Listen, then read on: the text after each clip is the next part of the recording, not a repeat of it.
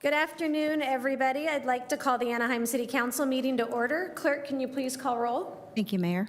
Councilmember Bayless? Present. Councilmember Leon? Present. Councilmember Kurtz? Present. Councilmember Moz? Present. Mayor Pro Tem Meeks? Present. Mayor Aiken? Present. Let the record show we have 6 members present. Clerk, are there any additions or deletions to the closed session agenda? Mayor, there are none. Do we have any public speakers wishing to address the closed session agenda? Mayor, we did not receive any in-person public comment cards, and we did not receive any electronic comments on the closed session agenda. So I'm now going to close the public comment on the closed session agenda, and we will recess to closed session.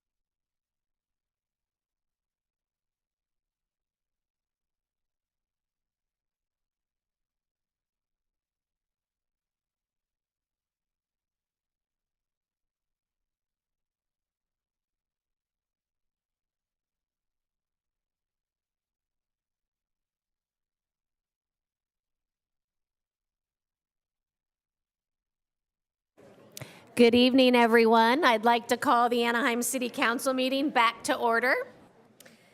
The first item on our agenda is an invocation that will be offered this evening by Pastor Joseph Gishuhi from Morning Star Victory Church. Following that, Councilmember Leon will lead us in the flag salute. Will you please all stand? And Pastor Gishuhi, you can begin when you are ready. Thank you so much. Let me just read a scripture from the book of Proverbs 3, verses 5 and 6. Trust in the Lord with all your heart, and lean not unto thine own understanding. In all thy ways acknowledge him, and he shall direct thy paths. Let's pray.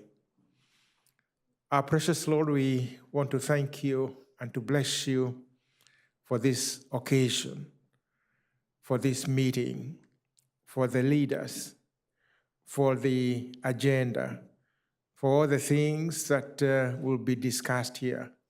We pray that your wisdom will prevail. We pray that your presence will be here and you will guide in everything that will be discussed for the glory of your name. We give you glory. Thank you for the gift of life, and thank you for the gift of responsibilities that you give to different people, to the mayor and everybody else, in leading your people in the city. Lord, continue to guide them, for we pray in Jesus' name. Amen. Amen. Councilmember Leon, you can begin when ready. Thank you, Madam Mayor. As we begin our meeting and prepare to salute the flag, I want to recognize July 15th as Developmental Disabilities Professionals Day, a time to honor those in our community whose work ensures individuals with developmental disabilities are supported, valued, and included. Their dedication strengthens the heart of our city. Please join me. I pledge allegiance to the flag of the United States of America and to the republic for which it stands, one nation, under God, indivisible, with liberty and justice for all.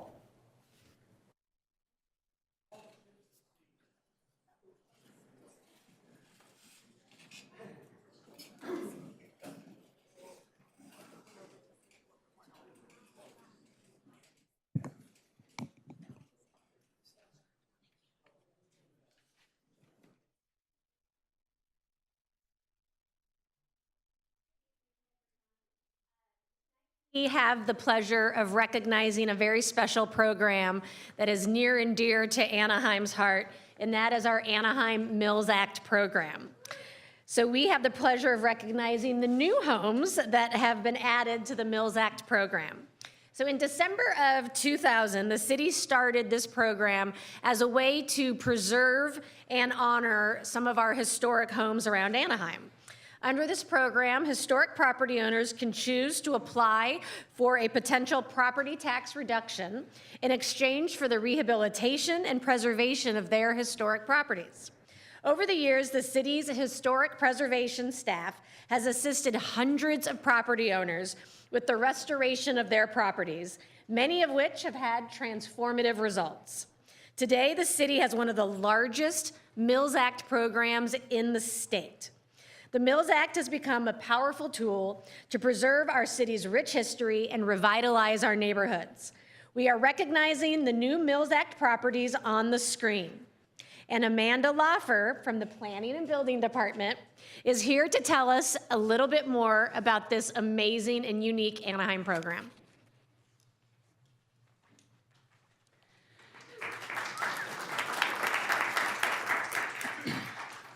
Thank you, Mayor and members of the City Council.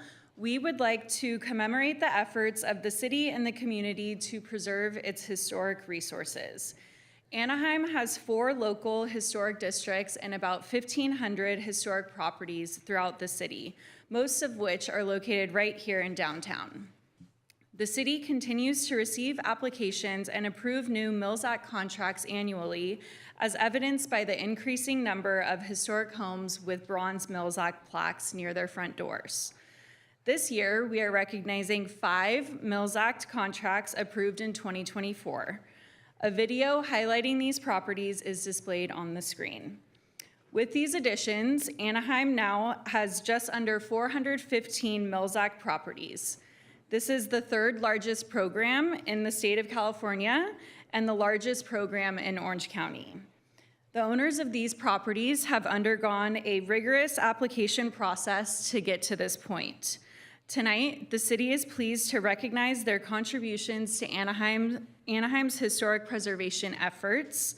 Now, we will be introducing the Mills Act class of 2024. So first is Alberto Sandbuck.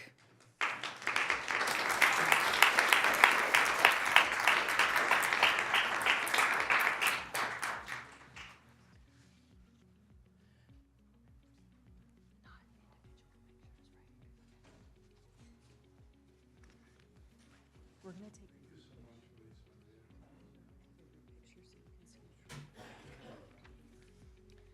Next is Mr. and Mrs. Byrne.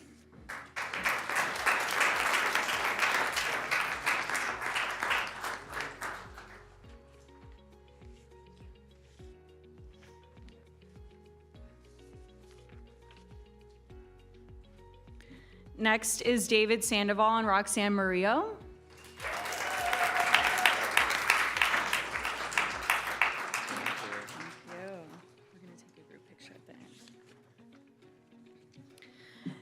Next is the Artiega or Roscoe family.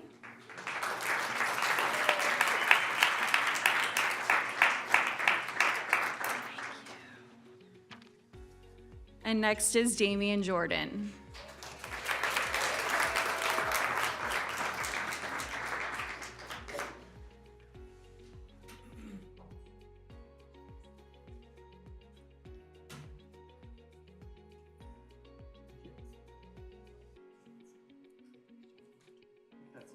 So we'll have everybody, move down a little bit this way, and we'll get a group photo.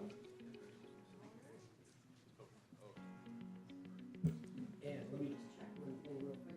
We do a little track.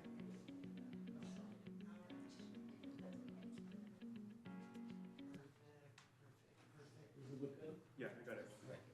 Okay, everybody, we'll have you look right here. Right up here, guys. 1, 2, 3. Okay, there we go. There we go. Awesome. Awesome. Thank you, everyone.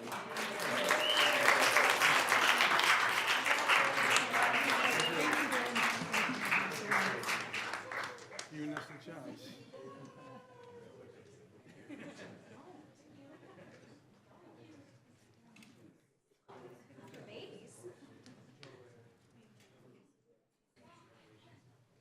So next, I would like to recognize the winners of the 2025 Anaheim Beautiful Community Pride Poster Contest. That's a tongue twister. Say that fast 5 times. The contest is offered through the Anaheim Elementary School District in partnership with our Public Works program and code enforcement departments. So students create posters with community pride themes to promote recycling and to be graffiti-free and litter-free. All Anaheim schools receive free posters for students to submit their entries and learn about the importance of recycling and keeping their communities clean. The contest brings awareness to the importance of keeping Anaheim as well as our Earth beautiful for everyone. So please join me in congratulating this year's contest winners, Ryan Valahogar. Where's Ryan? Oh, okay, I'm so sorry. Amelia Ponte.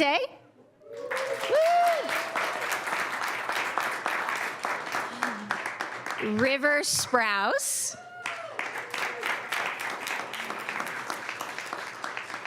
Kaylee Kim.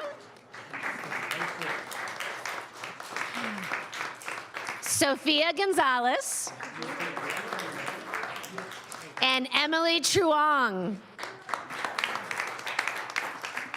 Congratulations, and thank you for keeping Anaheim beautiful.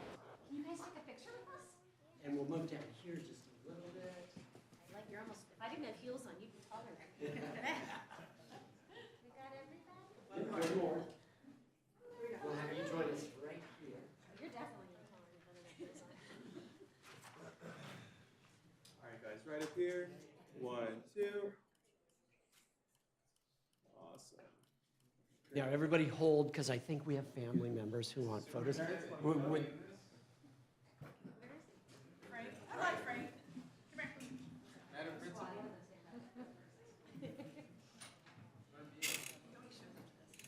Do you want to join us for the photo?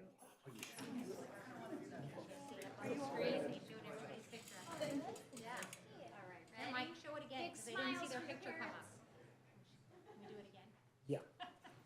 There it is. Hey,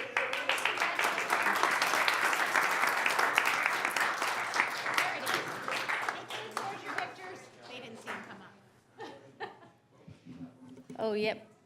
Parents, if you haven't had a chance to take the pictures up there, they're really beautiful. You guys and girls are so talented. So last but certainly not least, I wanted to take a moment of absolute personal pleasure to recognize our Mexican consulate, Audrey Rivera, for her work in our Anaheim community.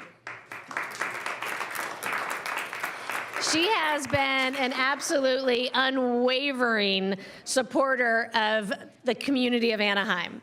As head consul of the Consulate of Mexico in Santa Ana, Consul Rivera Gomez has spent decades advancing the rights, safety, and well-being of Mexican nationals around the world.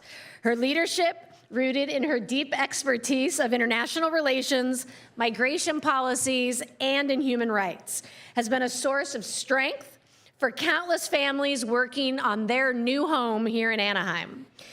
In times like these, when immigrant communities face fear, uncertainty, and systemic challenges, Consul Rivera Gomez's work stands out as a reminder that diplomacy is not just about policy, it's about people. Through her efforts, the Consulate of Mexico in Santa Ana has remained a vital resource for protection, legal support, and community partnership. We thank her for her service to our community and, above all, her unwavering dedication to the dignity of every person that she represents. Anaheim is proud to honor her today, and we are going to miss her as she takes her new position in Honduras. Please join me in thanking Consul Rivera Gomez.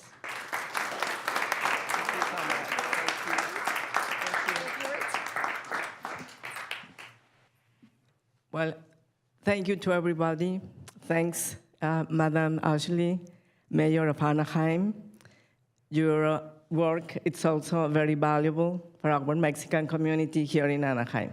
So I thank you very much for all the efforts and to strengthen the Mexican relations here in Anaheim. So thank you very much for all your work. Muchas gracias a todos. Es un honor recibir este reconocimiento de parte de la ciudad de Anaheim, de la señora alcaldesa de Anaheim, aquí presente. Muchas gracias también a todo su equipo de trabajo y, por supuesto, a nombre del Consulado de México aquí en Santa Ana. Es para mí un honor recibir este reconocimiento y, sobre todo, el trabajo que se ha llevado a cabo con la comunidad mexicana aquí en Anaheim. Muchas gracias a todos por su atención. Thank you.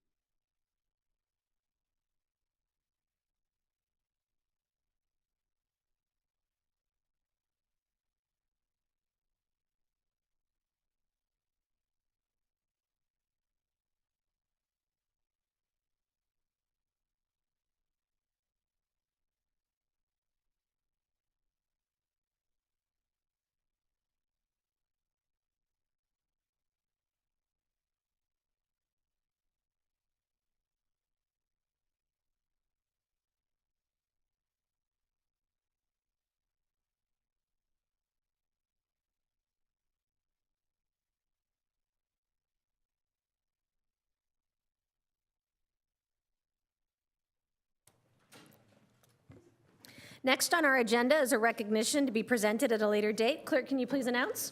Thank you, Mayor. We have one this evening recognizing the month of July 2025 as National Parks and Recreation Month.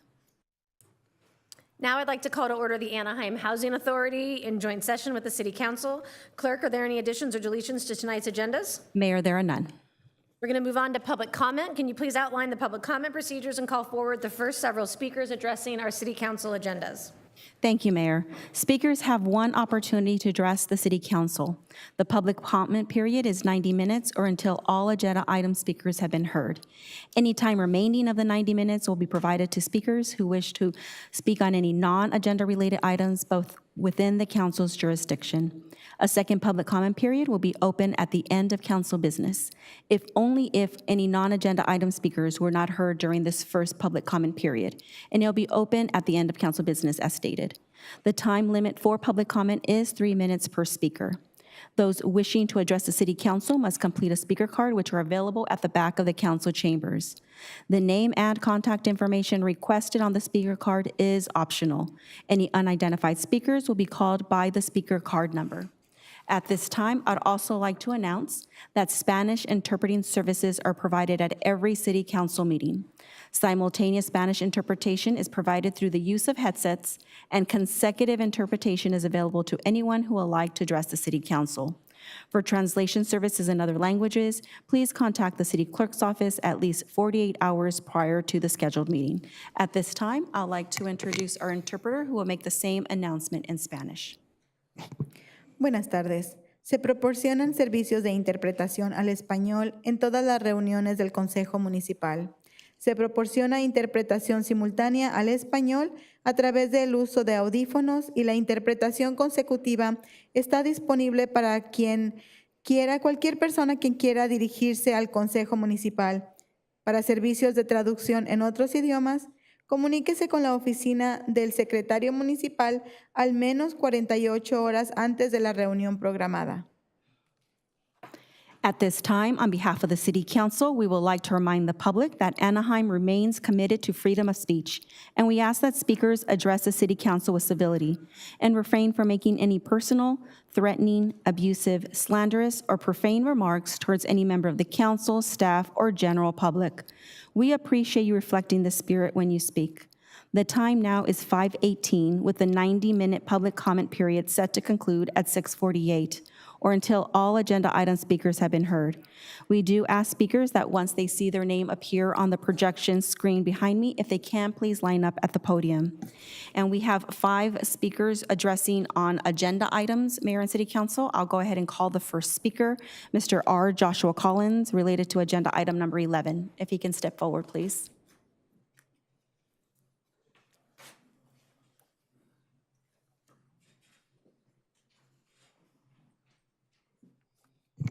Good afternoon, Council. My name is R. Joshua Collins, founder of Homeless Advocates for Christ, and very important, of course, to give our life to Jesus Christ, who died for us on the cross to save us from hell, to give us everlasting life. We've all sinned. We all need a Savior, and only by His grace can we be saved. We must be born again to enter God's kingdom. We've all sinned. We all need a Savior. I hope everyone turns to Him before it's too late. I also, of course, want to talk about the homeless issue. We need, of course, more affordable housing. I'm thankful for any movement regarding affordable housing. As many know, there's about a 93% shortage of affordable housing in the area. Many are on waiting lists. Many are still homeless.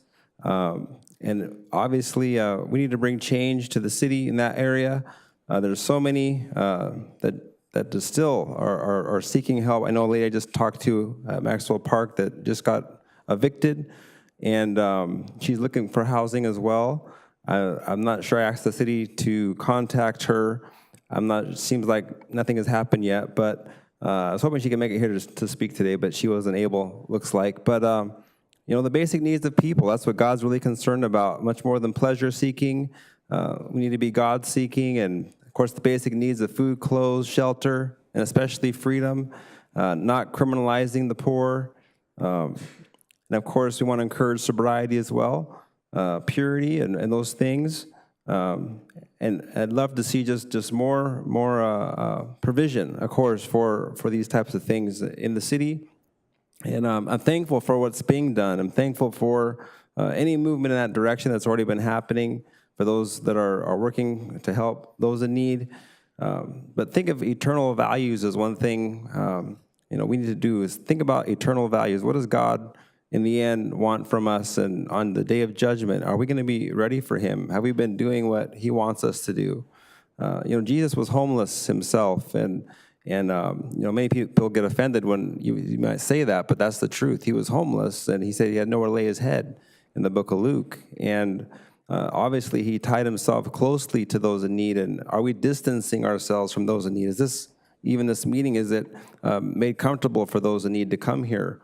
Or is it more of a situation where they may not feel so comfortable because they don't have what other people have here financially? Just some things to think about. But I do, I'm thankful again, once again, just for any movement in that area as far as affordable housing, things like that. And I just thank you for letting me share. Our next speaker, Maritza Bermudez.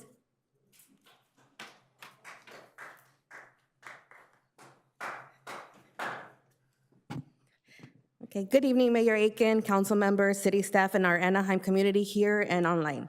My name is Maritza Bermudez. I'm a lifelong resident of Anaheim and currently live in District 3. I'm here today in strong support of agenda item number 18 to allocate up to $250,000 for emergency grant through the Anaheim Contigo. I'm speaking as a community member, but I'm also here to lift up the voice of a fellow Anaheim resident who couldn't be here tonight due to fear. And sadly, they are not alone. Many in our community are living in constant fear, and it is for them that I share this message with their full permission. Good evening, council members, Madam Mayor, and everyone present. I am a resident of District 3 and also connected to District 5. I'm not physically present today because of fear, just like many others in our community who live in constant insecurity and anxiety. We survived the pandemic, but we are living through now is even more difficult. Our community is trapped in uncertainty, and we don't know how you can support us in a more intentional way.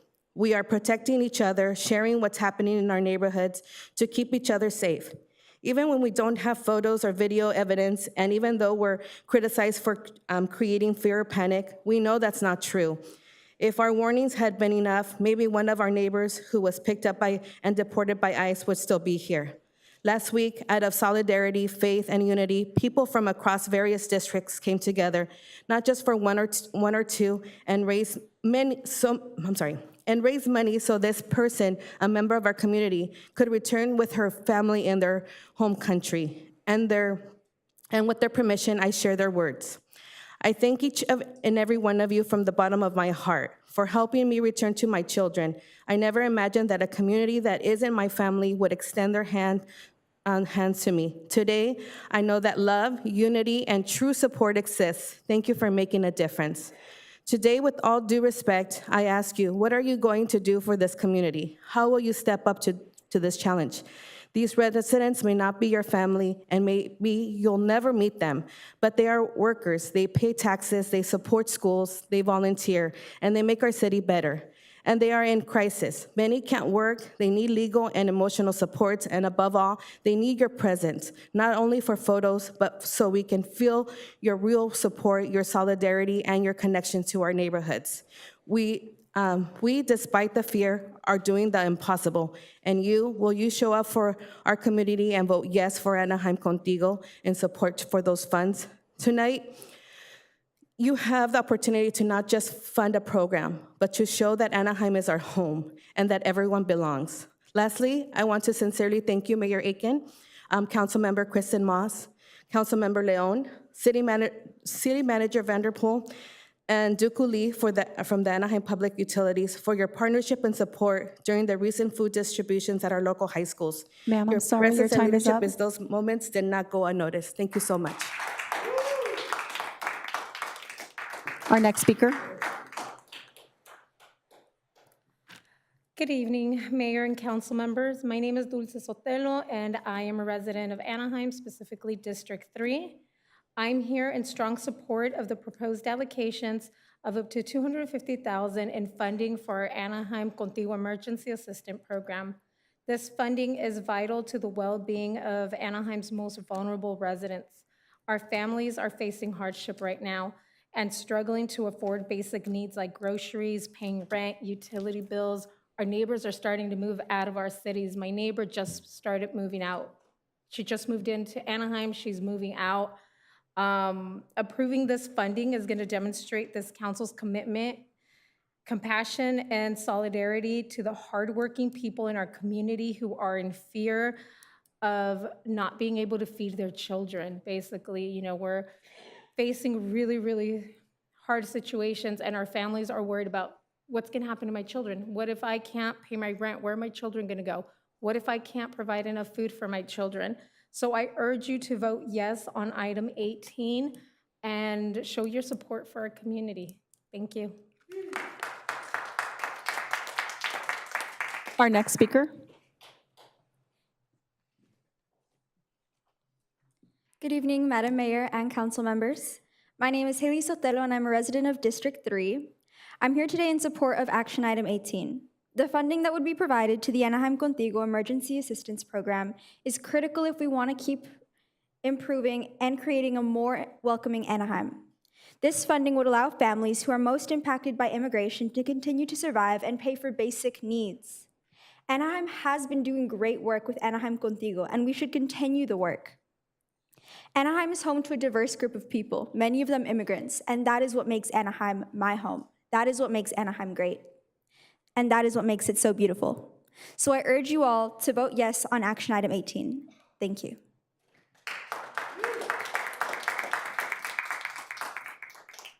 Our next speaker.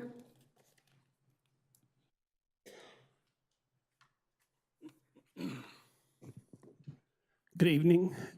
My name is Thomas Fielder. I've lived in Anaheim since 1984, and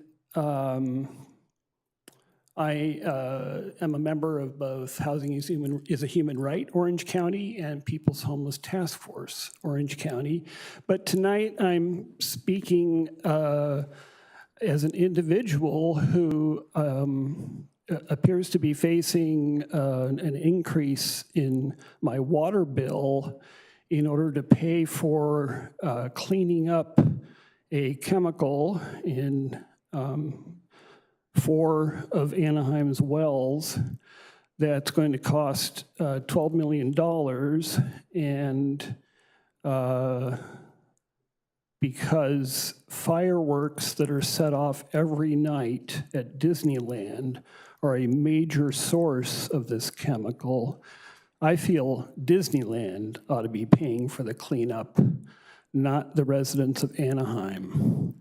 So the chemical I'm talking about is one of 99 different chemicals and types of radiation that are tested for in Anaheim's water. And, you know, considering the number of substances and the conflicting things around public health goals versus maximum contamination levels, it takes a little work to learn about how our water is monitored and what triggers a report, as was recently done, because of 9 substances that exceeded the public health goals in Anaheim's water.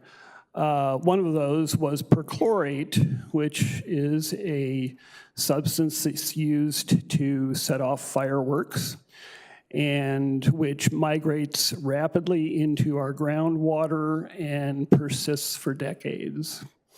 And perchlorate is a chlorine atom bonded to 4 oxygen atoms. The natural form of iodine that we need in our diet to help our thyroid gland function properly is iodate, and this is an iodine atoms bonded to 3 oxygen atoms. So you can imagine how perchlorate would mimic the effects of iodate in our diet if we were drinking water that had too much perchlorate in it. And so when you interfere with thyroid function, you're interfering with the production of hormones that Sir, I'm actually sorry, your need time is up. iodine that cause multiple, or that control multiple Sir, I'm sorry, your time is up. metabolic and developmental processes in the body. So it's very important that we clean this stuff up, but the people who are responsible for it should Thank be you, the sir. ones I'm cleaning sorry, it. your time is up. Not the residents of Anaheim. Thank you, sir.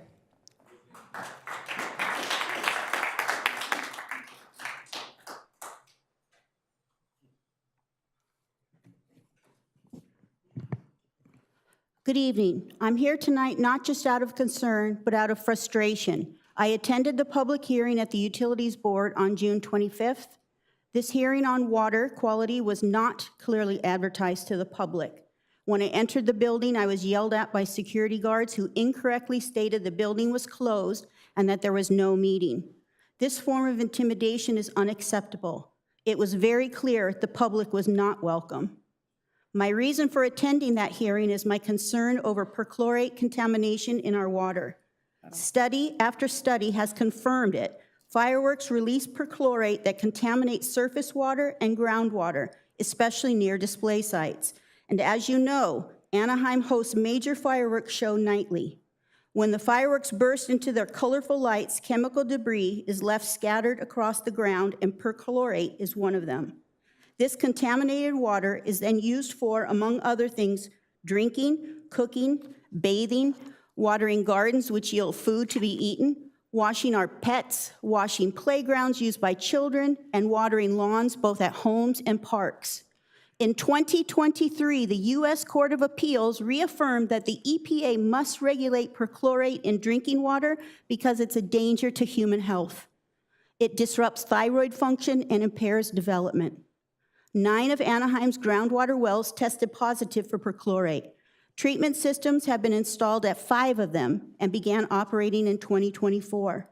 4 or more treatment systems are planned and at a cost of $12 million, or roughly $200 per water customer. Let me be clear, residents should not be footing the bill for pollution we didn't cause. We are not the ones setting off the 40+ tons of fireworks every year. We are not the ones profiting from the nightly fireworks shows. Remember the cautionary tale of the city of Rialto. They slapped households with a $9 a month perchlorate surcharge for 8 years. Then they lost in court and had to refund $11 million back to their customers for that very cleanup. This is a cycle we cannot afford. The city pays millions to remove perchlorate, while fireworks keep raining down on our land, our children, and our future. So I ask, who on this council has the courage to call for a public utilities water quality workshop on perchlorate contamination? Thank you. We'll have our next speaker step forward, Liz Garcia.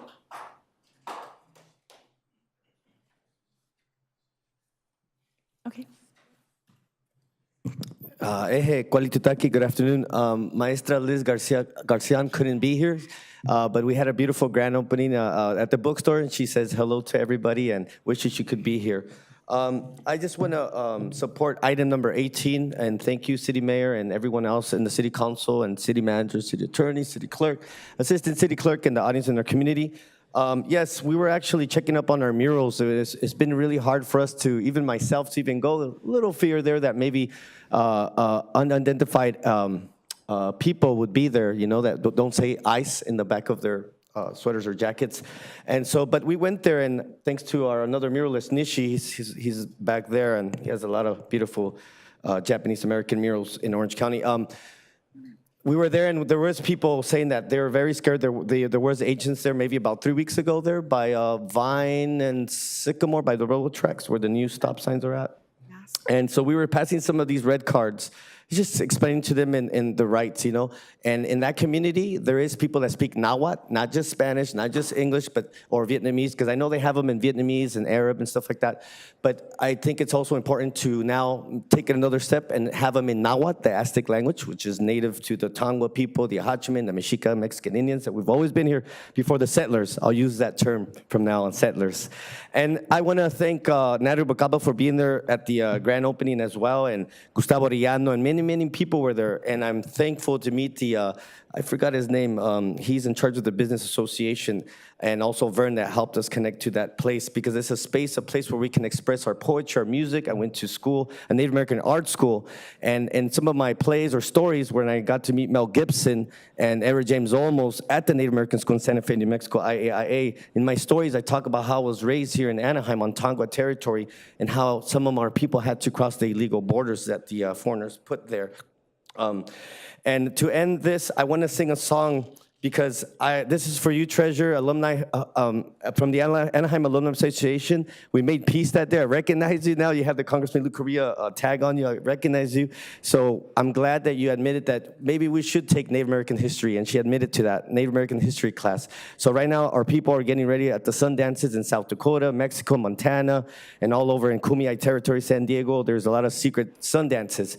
I can't mention too much, but I can sing a song for the human race. Does not matter if you're Democratic or Republican, but as one people, the Hopi prophecies say that we are all together as one, and plant your corn, maíz. This is a bear song, California native song. Henna-nea, henna-nea, henna-ne-chi-ta-yo.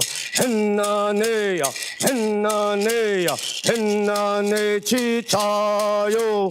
Henna-ne-chi-ta-yo, henna-ne-chi-ta-yo. Henna-nea, henna-nea, henna-ne-chi-ta-yo. Oh, thank you. Let's come back. Mayor and City Council, that concludes our speakers on agenda items. We will now move forward to general comments, and we have 10 speakers. Our first speaker being Mr. Mark Richard Daniels.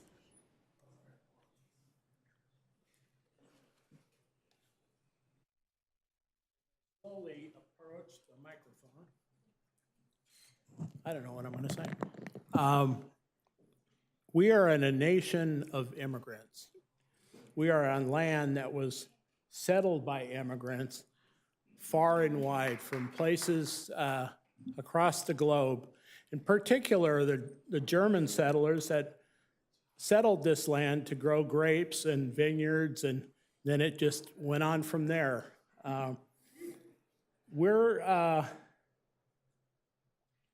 a crossroads in this country. We're in danger of losing what we grew up with an identity and a patriotic belief that we will win at no cost and everyone will be rewarded for their efforts. And when I think of what we're up against, it's become complacent now. We see the news every night, and we see the roundup, the ICE and the pseudo ICE. I still don't believe that they're all ICE agents. They're out there grabbing people and creating such havoc. And as it was mentioned, people won't show up to the meetings here because, you know, this issue. And I'm just appalled at what has happened to my country, your country, our country. And when you think about it, complacency will kill us all. It'll die on the vine. We'll never be able to recover. And I look at those flags behind you there. I look at the coat of arms, I call it, the city seal, and that was picked by immigrants for, you know, the table for sale out on the streets. And I think of that flag, especially the US flag, the Stars and Stripes, which will be 250 years next year. And that's held together by thread, but I think of it as being held together by immigrants. And if you took those threads out of that flag would just wither and fall to the ground because it doesn't have that bound of being held together by the immigrants. We are a nation of immigrants. We should never lose sight of that. And we have this pseudo president, 34 felony convictions, and we cannot allow this to continue. We have to stand up. We have to say no more of this. But also, complacency has no place in our nation. We have to stand up. Thank you. Our next speaker.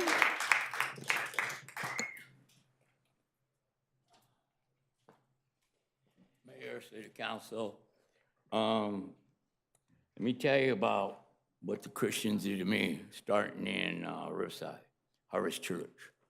Okay, now, you talk about immigration, okay? I'm Mexican, I'm Native American, I'm French.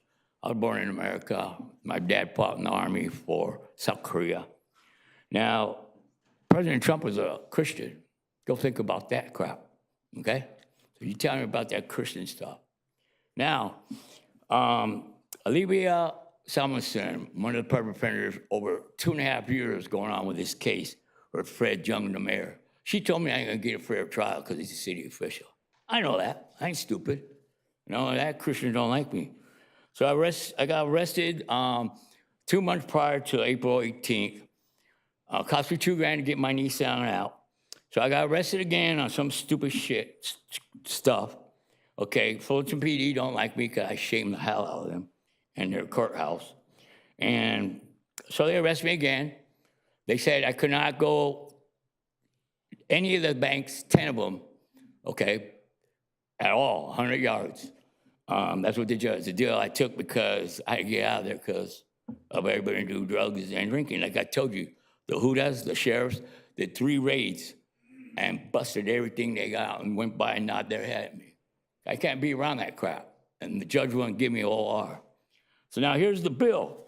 I cannot contact them, okay? Notice of delinquency, balance of demand for payment. They cannot contact me at all.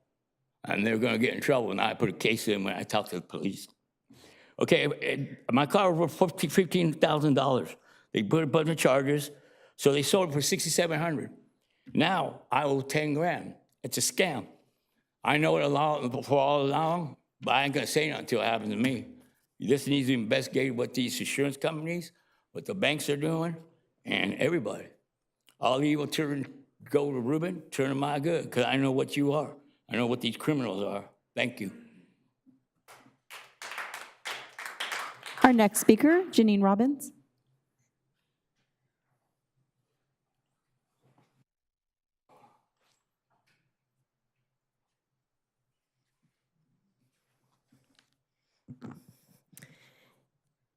In May, Mayor Aitken chose to travel to Qatar as a representative of Anaheim.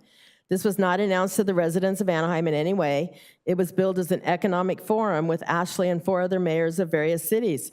Interestingly enough, these other mayors announced to their constituents the trip details long before it actually happened, but not Ashley, who has a habit of secrecy and non-transparency. In fact, Mike spoke about this trip at the last city council meeting on June 17th at approximately 6 p.m., and it just so happened to be added to her calendar 45 minutes later.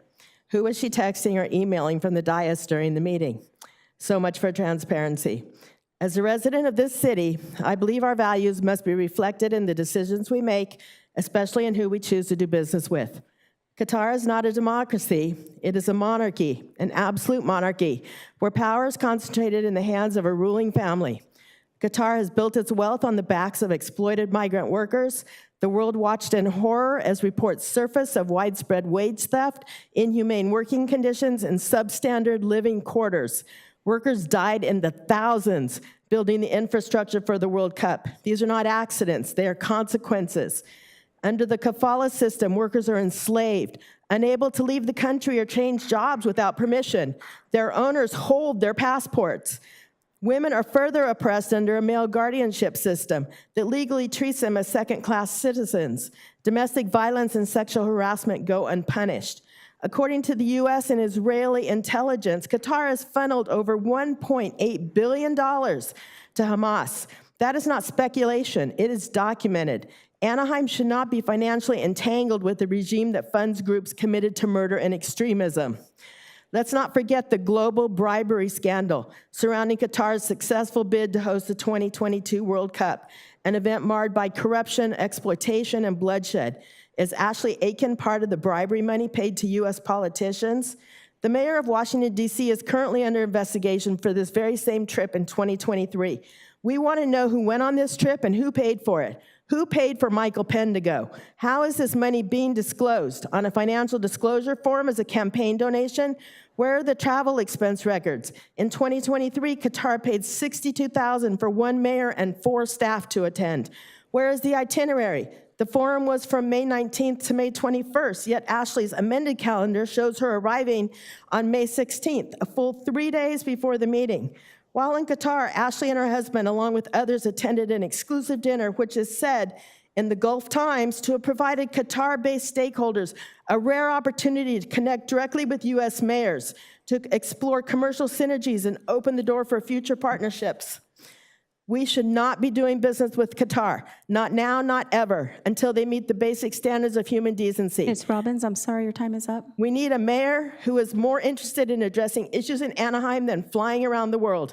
And where is the ethics officer on this issue? Where is he? I'm sorry, your time is up.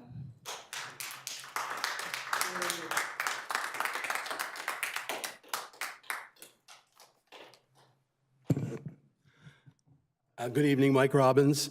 Disney Worldwide poisoned our water, and we're supposed to pay to clean it up. And by the way, you might drink bottled water, but you still got to bathe in it. You still have to brush your teeth with it and everything. But of course, I've been talking about the budget and our services.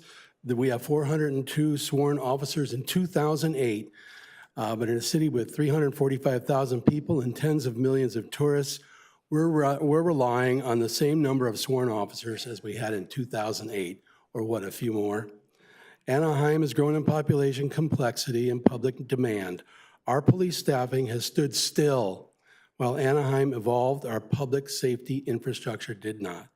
Our families deserve to feel safe, but that safety isn't possible without properly staffed police department. And of course, the understaffed emergency services. And I'm going to repeat it again because you guys are going to be held responsible. They're called the Santa Ana winds, not the Altadena winds. Orange County is circled by fires right now, and we have 11 fire stations, and Long Beach has 23. When someone has a stroke, when a child is struggling to breathe, when fire breaks out, we count on our emergency services to answer the call. These are not luxury services, they're lifelines.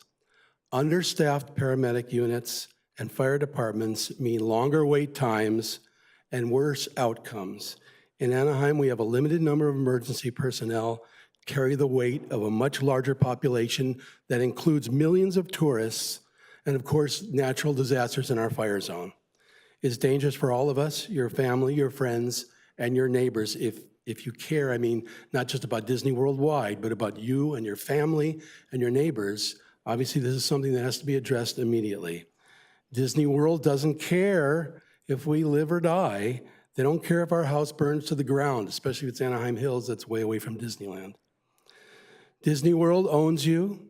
You know, it's the Anaheim cabal, but you still have to care about your health, your security, and your property, and your families and friends and your neighbors.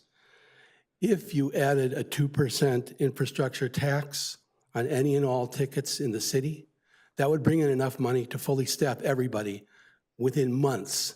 By the end of the year, we could have fully staffed emergency personnel. We could have the right number of police. We could have plenty of money for things like what we've always been fighting for, services for the people, for senior citizens, for homeless people, for housing, for rental control, for rental subsidies, for everything else. That's always what we were fighting for also.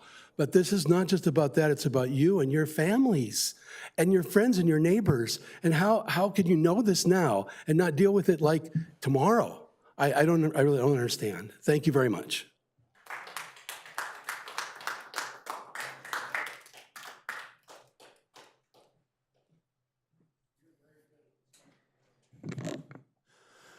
Matthew Duncan, and I'm just here for the Coyotes.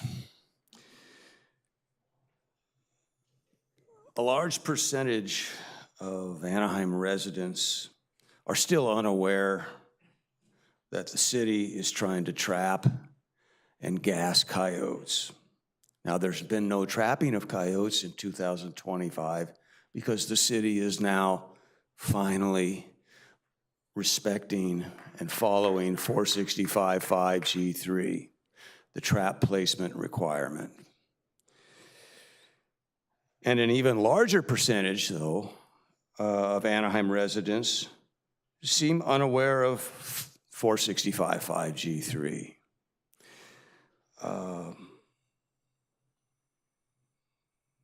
Why would they be aware? I've been coming to these meetings for the past 22 months. The coyote trapping plan has not been mentioned even one time. So I respectfully request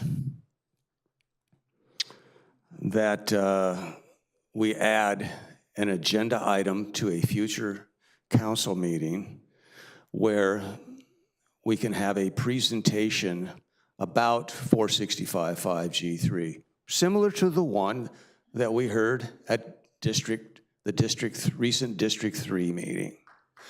The presentation was excellent.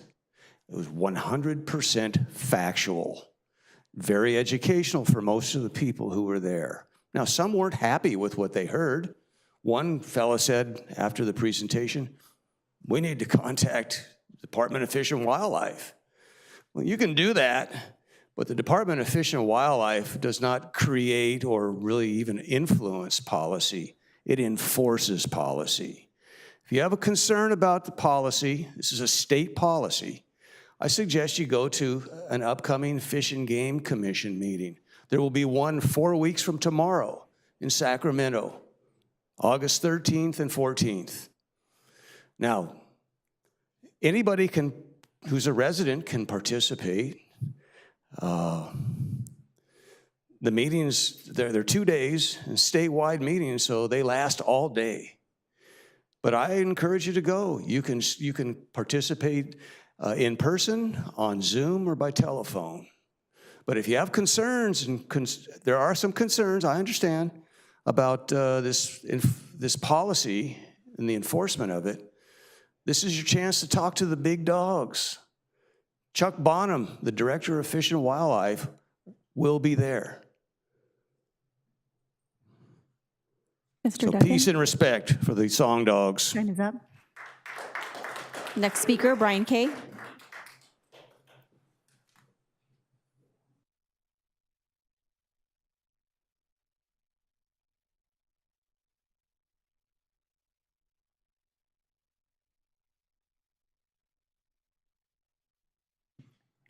Happy day.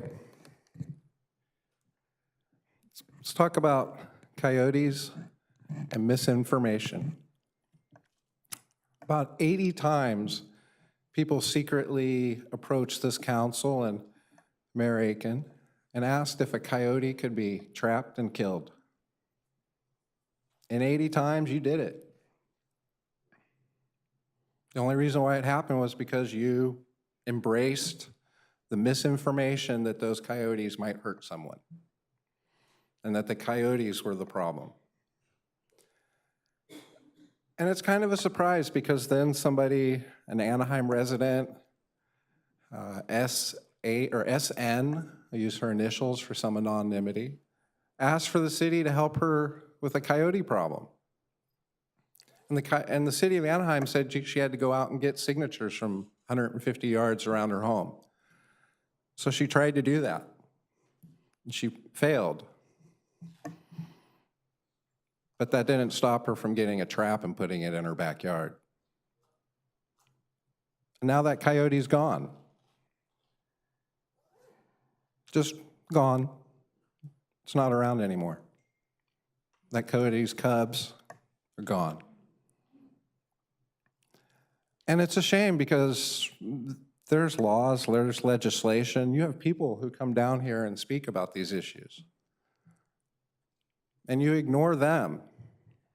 I mean, right here, this is a volunteer, I'm in public, and I'm requesting this information, or they're requesting this information and they're ignored. And if for some reason, if any of you feel like you respect your immigrants, you sit there and make that video, care about my immigrants, care about my immigrants. You see the way you treat Yesenia Rojas? You see the discord you cause for her family, and the entire community? You say one thing and then you do another. And we understand that with little children. But you're adults, full-grown adults. You know, the gentleman, mailman, Mark, comes down here, tries to help you solve the budget. The budget that you've come up with and that your friends have given you puts you in debt. I mean, maybe that's why Mayor Aiken's off to Qatar. You know, you overspent, you underperformed, and now you're going to try and get that money from somewhere, and you're going to cause another problem. You think the city cares about you? The person who sat there died of a meth overdose. The police gave him so much meth, he died. We care about you. Listen to us. Happy day. Our next speaker, Vern Nelson.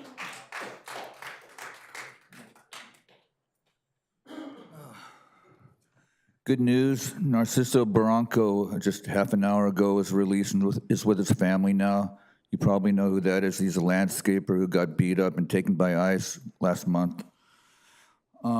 We were talking last Thursday with the Anaheim Democrats Club, thinking of what the city of Anaheim can do to help protect its residents, and we were inspired by what they're doing in Los Angeles and before that in Huntington Park.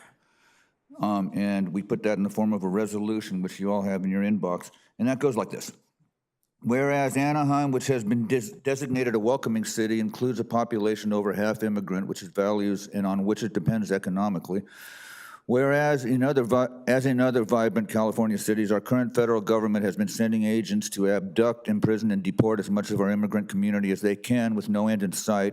Whereas these ICE agents conceal their identities with masks, refuse to identify themselves, drive unmarked cars, often without license plates, show no warrants, and answer no questions. Whereas sometimes these are ICE agents authorized to do this, and sometimes they're bounty hunters deputized by the government who receive $1,000 to $1,500 for each immigrant they capture and turn over. Whereas now there are reports that these bounty hunters will sometimes hold their captives for ransom in a bid to see if relatives will pay more for their loved ones than the government. Whereas beyond these bounty hunters, there have been numerous reports across the nation for months that there are also freelance criminals who pose as ICE agents and abduct vulnerable people for even more nefarious purposes. Whereas, given the recently passed Republican budget bill, which triples funding for ICE enforcement, detentions, and deportations, the situation is only going to continue to get worse for the foreseeable future. Whereas Anaheim and its police are governed by the California Values Act, SB 54, otherwise known as sanctuary state law, and are forbidden to assist the federal government in its depredations. Whereas first Huntington Park and now Los Angeles have given their police direction similar to what's listed below. Therefore, be it resolved that the Anaheim Democrats Club calls on the Anaheim City Council and its city manager to instruct the chief of police and his police force, whoever that is now, 1, to monitor any suspected or purported immigration enforcement activity in the city, to request a supervisor if one is not already present, to verify the credentials of the supervisor or federal agent in charge if the agents are not clearly identifiable, and to demand a warrant for the arrest the agents plan to conduct. 2, to capture the verification on body-worn camera and to ensure transparency and accountability. 3, to document and report all incidents where suspected federal enforcement activity involves questionable conduct and refer possible civil rights violations to appropriate legal and oversight authorities.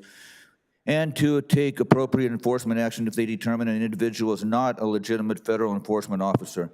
Those actions may include detaining or arresting the individual for impersonating a peace officer. Thank you. That's about it. I got most of that in there. But Mr. Nelson, I'm sorry, your time's up.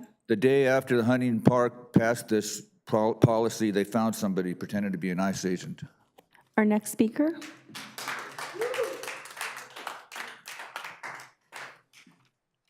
Good evening, council members. Thank you for being here. My name is Vince. I'm a resident of Anaheim District 3.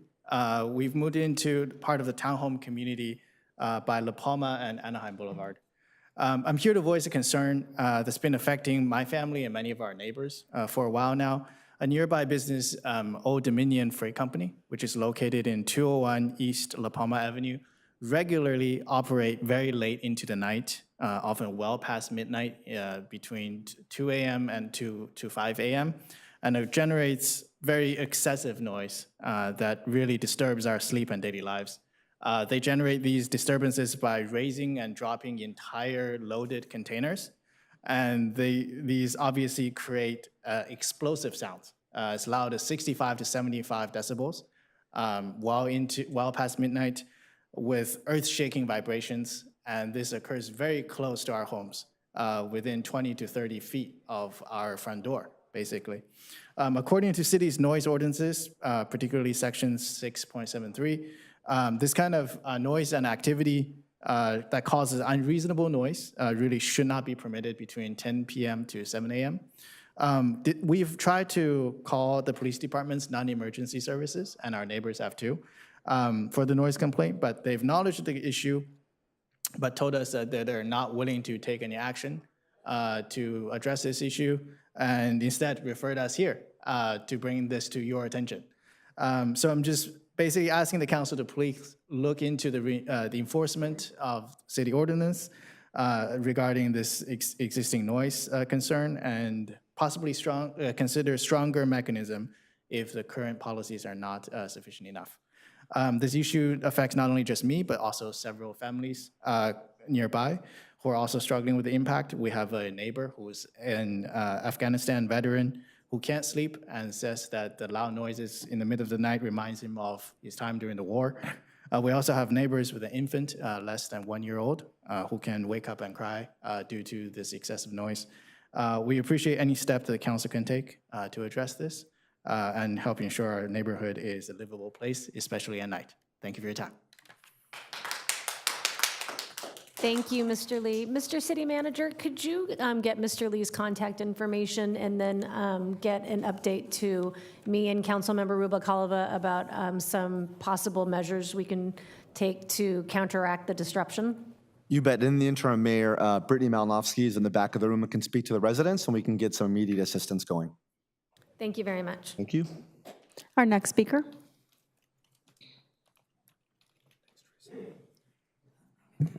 Good evening, Mayor, City Council. It's been a while since I've been here.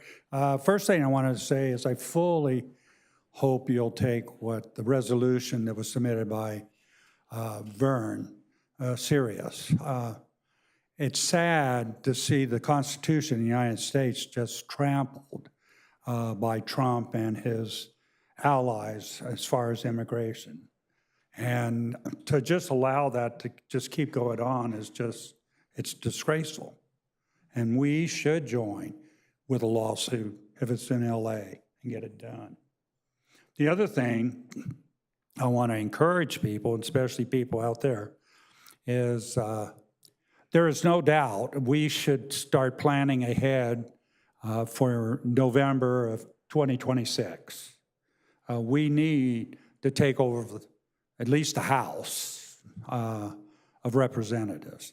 And there's at least a couple seats here in California that are going to be vulnerable because they voted for that lousy bill that came out of, because Republicans just roll over and play dead for Trump. And it's kind of disgraceful, you know, they don't have a mind to do anything.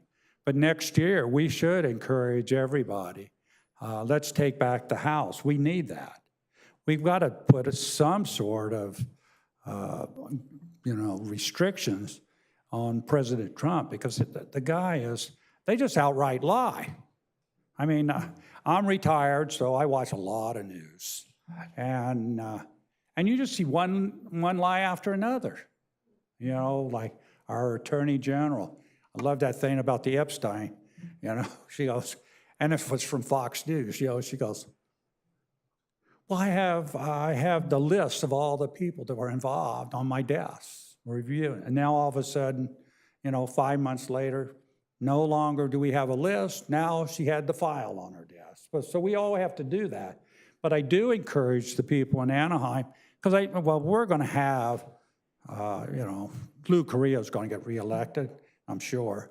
And so, but we need to turn the House, and there's at least, like I say, 2 seats here in California. I was involved in 2018 when we really turned Orange County around. I think we got 5 out of 6 positions, and it made a difference. But the Democrats, like I say, is that they've made mistakes. We know that, but it can't be any worse than what we're seeing that's going on right now.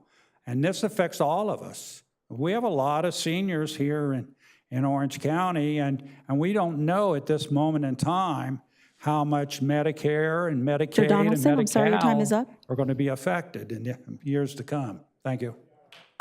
Our next speaker, Pam Donaldson.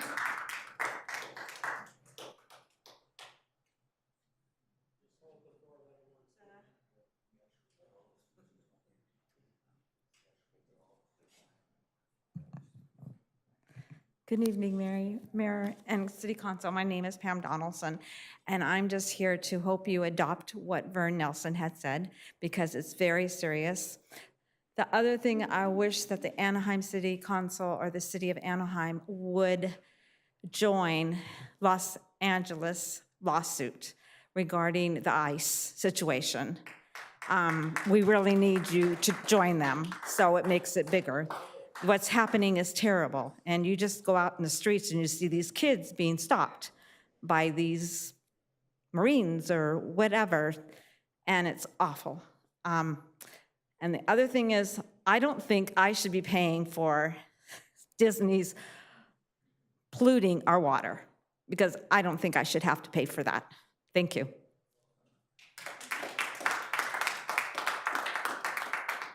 Our next speaker, Kenneth Batiste.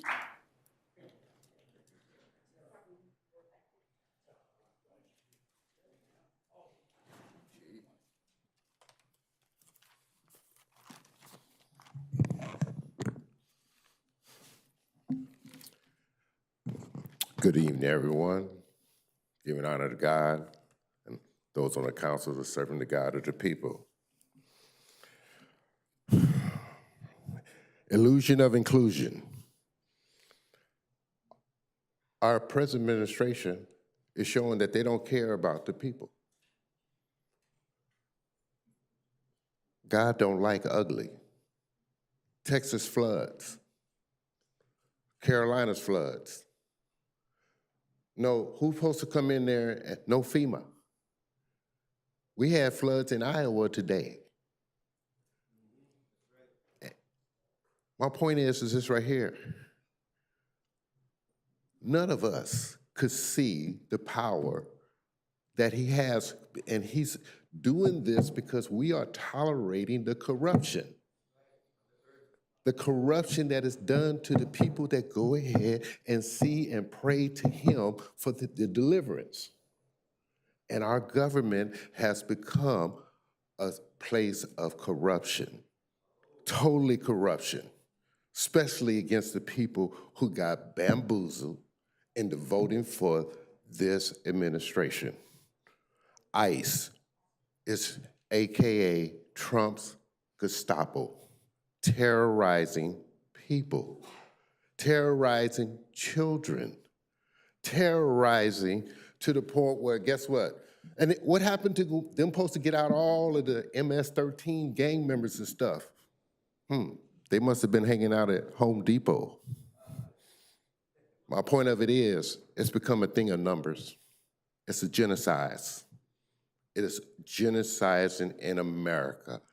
And if we don't go ahead and stand up for what is right with these people, we are just as low as the people that are doing it. Now let me get back to Disneyland and our water. Disneyland has been ripping off the residents of Anaheim for decades. The parking lot. We're $6 billion in debt. We got Disneyland, we got the Angels, we got the Ducks, we got the Grove. Look at what happened. All of them are involved in corruption to the residents. We are $6 billion in debt with those kind of venues. Why? special interest from the builders. Special interest is going ahead and taking over and making the people who built this city homeless and unhopeful. My point of it is, you got people out there in the street just getting snatched. How would you like if somebody snatched your mama? Mr. Batiste, your time is up. We need to do better. Thank you. Our next speaker, Mark Herbert.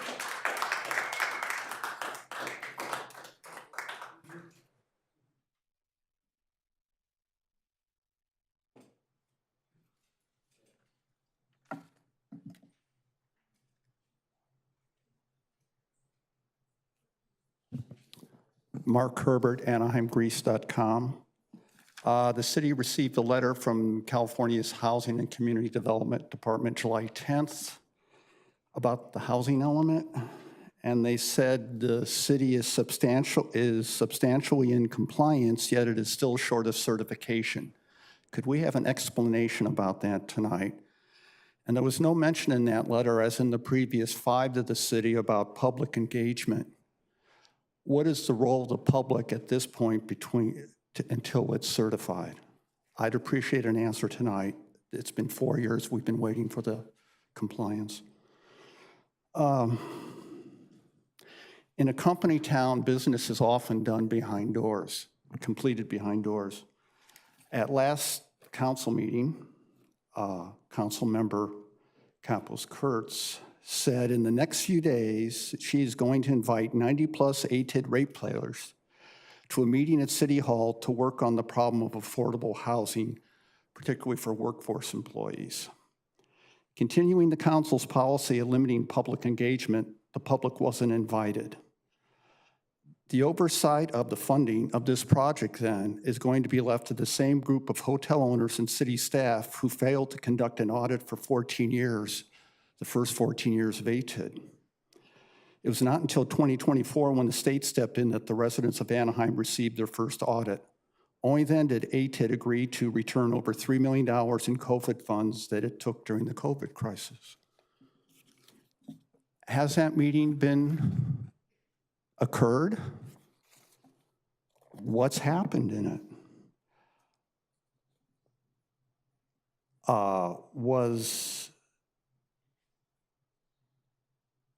Did the parties resolve the difference in what the TOT projections were? Because at the ATID transportation budget, they project increases in TOT for the next 4 years, and that's not what we heard from our finance director.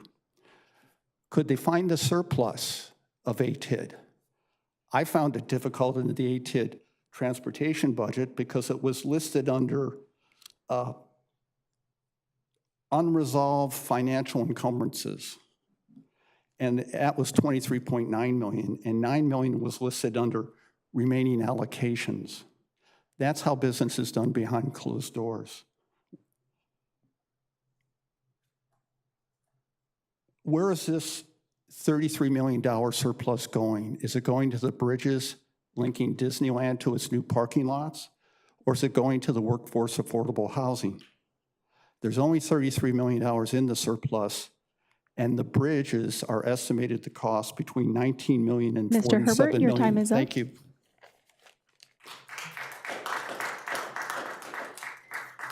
Mayor and City Council, that concludes our in-person speakers. Noting for the record, we did receive electronic comments for tonight's agenda. 2 emails were related to item number 18, 7 were general comments. Each of those were distributed to City Council as well as posted on the city's website. That can be found at anaheim.net/public comment. Thank you. We're now going to close public comment portion of the meeting and move to council communications. If any council member has items to share, please ring in now. I'll start with Council Member Campos-Kurtz and then Council Member Maas. Thank you, Madam Mayor. I think I have a couple of slides. First of all, I want to thank those at city departments that participated in the senior safety meeting that was hosted by both Councilmember Maas and myself. We invited seniors from the district as it was posted publicly, but more importantly, seniors that we represent in districts 4 and 5. It was a chance for the seniors to ask a lot of questions, and they did. I want to thank the police department, the fire department, public utilities, and code enforcement, as those departments shared ways for seniors to protect themselves, not be scammed, and protect their property. So thank you very much for your help. Next slide. This Golden Skies ice cream party, some may remember that just a few months ago, Golden Skies Mobile Home Park had SWAT activity. It's a very small mobile home park, and as you can imagine, the frightened children in that park, when SWAT came, closed it down and had a difficult situation there. This time round, the police went and invited the kids to join them at their car, gave them the badges, let some kids into the car, when we wanted, let the kids into the car. I love when the kids get on the microphone and said, this is Maria, come out with your hands up. Just kidding, it's only me. At the end of the night, one wonderful little girl climbed into the car and in the microphone said, thank you everyone for coming, we had the best time ever. Thank you to Library Services who was there giving away books, community services, and my team, Nadia and Robert. It made a difference. As people have indicated earlier, that as families are afraid to go out, we brought a little bit of fun to the kids that afternoon. And again, a special thanks to the police that were there, really interacting with the kids who were, at the beginning, just really tentative about their interaction with the police. So thank you very much for participating. I also want to thank, I don't have a slide, but I want to thank our community services. They're continuing to try and bring a little bit of joy, music, into the lives of our residents. We had live music at Ponderosa Park, and then at Ponderosa Library about a week after. And understandably, the attendance was lower than we had hoped. However, especially the park performance, people from around the area in the apartments could hear the music, and they enjoyed. And again, just taking the time to bring a little bit of joy into lives that are very difficult right now. So thank you to Community Services. And for now, that's all I have. Thank you. Thank you. Councilmember Moss, and then Councilmember Leon. Thank you. I have a few slides. Starting with my visit to Anaheim United Methodist Church's neighborhood food pantry. I had the opportunity to visit and see the great work that they're doing. Not only do they distribute food and other toiletries and other essential items, the Cal Optima Health Street Medicine team also has an opportunity to go and get people signed up and hooked into services that may help them with housing and other needs. In the picture on the right, I am standing with the gentleman who was successfully placed into housing through the help of Cal Optima Street Medicine team, and his dog Minnie is there with us as well. On the far right is a gentleman named Lee Strom, who heads up the efforts at that neighborhood food pantry. Next slide, please. On July 1st, I had the opportunity to join Anaheim Fire and Rescue along with some council colleagues for a Fire Ops 101 experience. I learned about the department's history. We saw firsthand how they respond to medical and vehicle emergencies. I had an opportunity to drive the back of the tiller truck and even suited up in the gear. It gave me a much deeper appreciation for the skill, courage, and care they bring to our community every day. I'm especially grateful when they learned that I am claustrophobic. They showed tremendous amount of kindness, and it really reminded me how much heart they put into their work. Our firefighters face immense physical and mental challenges, and their dedication comes at a cost not only to themselves, but also to their families. I'm proud of the service they provide, and I am very grateful for their unwavering commitment to keeping Anaheim safe. So thank you. Next slide, please. This is a picture of the Catella High School efforts to address the needs in our community. So Catella High School Spirit Squad, which is made up of their, I believe their dance and cheer teams, combined and put out a call for non-perishable food items, toiletries, toilet paper, paper towels. These are items that our families that have been impacted by immigration enforcement need. Some people need these items because they're too scared to go out of their homes. So I am really proud of the students here at Catella.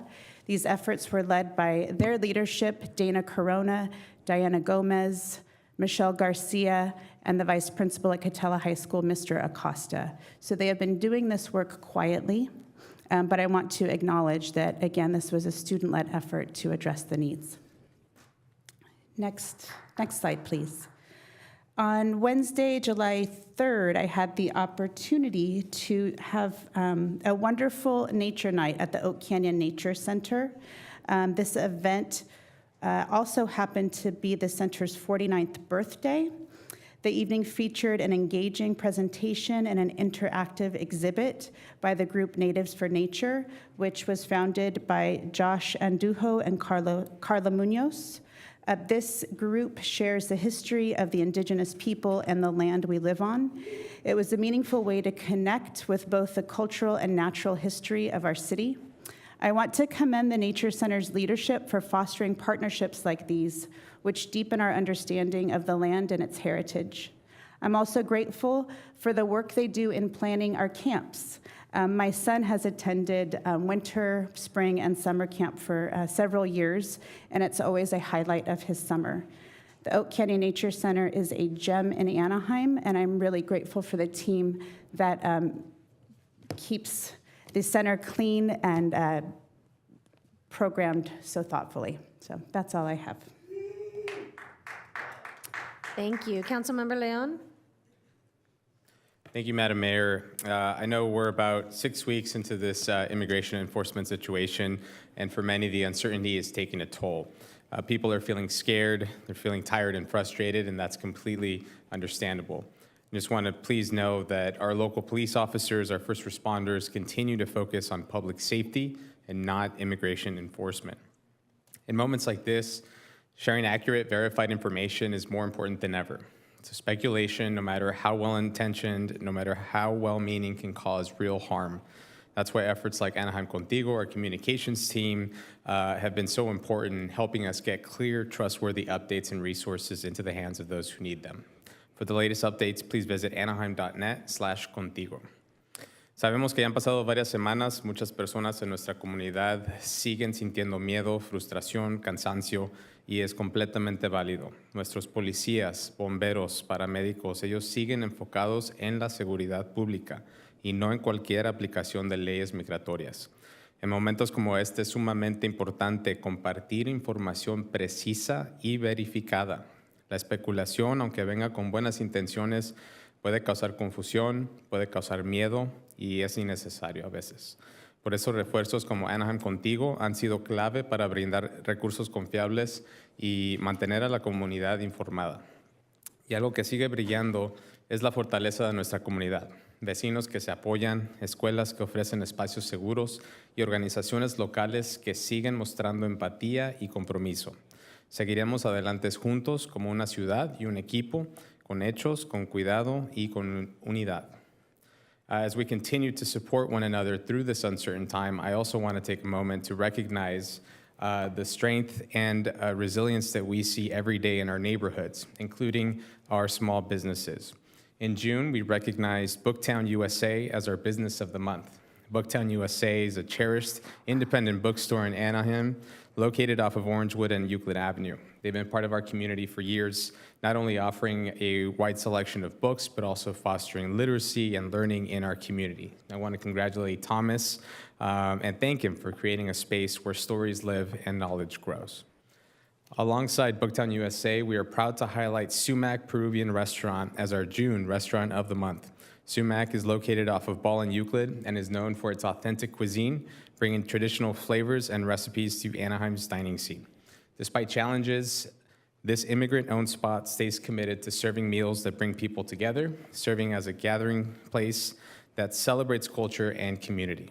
Congratulations to Juan Carlos, Laura, and the entire team at Sumac. If you haven't been, definitely recommend you stopping by. Building on that spirit of togetherness, I want to invite everyone to join us at our 3rd annual Back to School Bash, a day dedicated to supporting our students and families as they get ready for the new school year. This year's event will be held on Sunday, August 3rd from 10 a.m. to 2 p.m. at Madison Elementary. We'll be providing backpacks, school supplies, health services, and more. We do recognize that some families may not prefer to attend in person, so we're working closely with the school district to make sure that we can support those who cannot attend. If you have any questions, you can feel free to email my office. If it feels right for you and your family, our community partners and the team will be there to welcome you with open arms. And in closing, I want to take a moment to honor the memory of Jasmine Nguyen, an 8-year-old Anaheim girl whose life was tragically taken too soon in an illegal fireworks incident just weeks before her 9th birthday. Jasmine was a bright, joyful child who brought light and happiness to everyone around her. Her laughter and her smile touched the hearts of her family, friends, and community. This heartbreaking loss has deeply affected us all. Over the weekend, our community came together to support Jasmine's family at her mom's tea shop, Great Tea, off of Euclid and Orangewood, showing the compassion and unity that define Anaheim. We extend our deepest condolences to Jasmine's mom, her little sister, their entire family, and the Stoddard Elementary community as well, where Jasmine was a student and dearly loved. As we remember Jasmine today, may her spirit continue to inspire us to care for one another with kindness and compassion. I respectfully ask that we adjourn this meeting in her memory. Thank you, Madam Mayor. Councilmember Rubalcaba, and then Mayor Pro Tem Meeks. Thank you, Mayor Aiken. And I just wanted to build off of something that my colleague, Councilmember Leon, mentioned about Contigo. I think I also just want to thank Mike Lister and his team, because he really has been the boots on the ground, visiting some of these sites where ICE agents have taken or detained some of our residents. And I just want to thank him and his team, because they are also updating our community in real time and making sure that the resources that are available are on anaheim.net/Contigo are up to date. So that also supports us as council members as we're trying to communicate with our constituents. So I thank you, Mike Lister, and your entire team. And I'm pointing that way because he's in that room over there. So. Or he's in the back now. But now on to my council communications. As everybody knows, I represent District 3, approximately 50,000 residents and businesses in my district. I was raised in this area, and it's an honor to serve. So as council members, we get to not only create policy and approve budgets for the city, but we also get to support our community. So I'd like to share a couple of things that happened in District 3. We did have a grand opening of a very special bookstore, and I know that my colleague, Councilmember Moss, was able to attend the ribbon cutting with Dara Malecki, who is now the president of the Anaheim Chamber of Commerce. I know somebody mentioned him earlier today. So we are grateful to have Liz, who is the owner. This is a female-owned Hispanic business. And I encourage everybody to please visit this location. It's off of Anaheim Boulevard in Cypress, and it's a wonderful addition to our community. So just wanted to welcome them back to District 3. I also wanted to just thank Community Services for hosting this 4th of July event. Councilmember Meeks and I were able to walk the 5K once again this year, but it was really the volunteers and all of the city employees who made it very special. I know this was a sold-out event. We had our Anaheim Police Department making sure that the streets were safe, and Anaheim Fire and Rescue was there to care for anybody who might be in need. And then we also had neighborhood services, community services, public utilities, everybody on site to make this a very memorable event. So I just wanted to thank everybody. We were able to celebrate our great country. I know many people were concerned about celebrating 4th of July, but I have to remind everybody that this is one of the greatest countries to live in, and regardless of what is going on right now, we will get through it, and we should continue to love the country that we are in. I actually did a really good post about this, so if you would like to check that out, I would encourage you to visit my Instagram page for that. And community services, once again, so they are probably the least funded department in the city of Anaheim, and I advocate for them to get more money, but they also hosted a community event which brought in members of our community, including people who are in the room today, just to be part of a mural design that'll be going up at one of our newest parks, Center Greens, which is right here outside of City Hall. You'll see here in the middle is our poet laureate, as well as the artist who has done several murals in our city. So it was a really constructive event, and I'm really thankful to our Parks Division, including JJ and others in this room today, for hosting this event and taking time. We had a pretty good group of people who engaged in the process, so excited to see the mural that will go up into our park.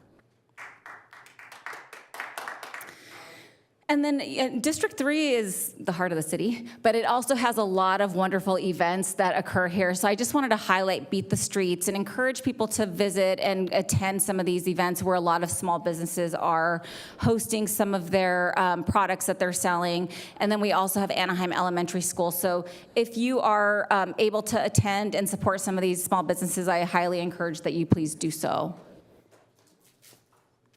And then I also just wanted to recognize our local realtors, who are a very engaged group of people, and I had the opportunity to visit them at the Anaheim Public Library last Friday just to answer questions, talk about our city budget, talk about fireworks and a few other things.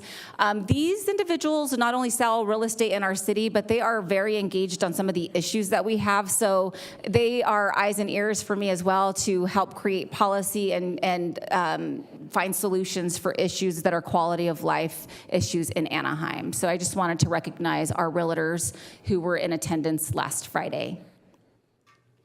And then I also, sadly, we do have somebody who is retiring from the Anaheim Police Department, so I just wanted to highlight him today. So today we honor Anaheim Police Lieutenant Jonathan Yepes for a remarkable law enforcement career. Jonathan began his career with the Los Angeles County Sheriff's Department before moving to the Downey Police Department. At the Anaheim Police Department, his journey continued with the assignments in patrol, the gang unit, and the robbery assault detail. Jonathan's leadership led to becoming a sergeant, where he served in patrol, internal affairs, and the burglary auto theft detail. Promoted to lieutenant, Jonathan served as a watch commander, district commander for the West and South community policing teams, and on assignments with HALO, PERT, resort policing, jail operations, and air support. Throughout his career, Lieutenant Yepes exemplified commitment to public safety, serving as a mentor and dedicating himself to the communities he served. He is also a model to many as one of the first Mexican-American lieutenants in the department. On behalf of District 3, I congratulate Lieutenant Yepes on a well-earned retirement and thank him for his decades of service. So I wanted to recognize him today, and I will be requesting that we bring him in for a recognition at the end of our agenda. And then we also have a school supply giveaway, so I just wanted to make sure the community is aware of this. It will be taking place at Center Greens, and we have several community and departments that will be in attendance at this event. We want to ensure that our students are prepared for the new school year. Also, just wanted to remind everybody that we do have our Anaheim District 3 newsletter. This is the 6-month wrap-up, so if you have not seen it already, you'll see the tree trimming and all of the other great work that's being done in our city.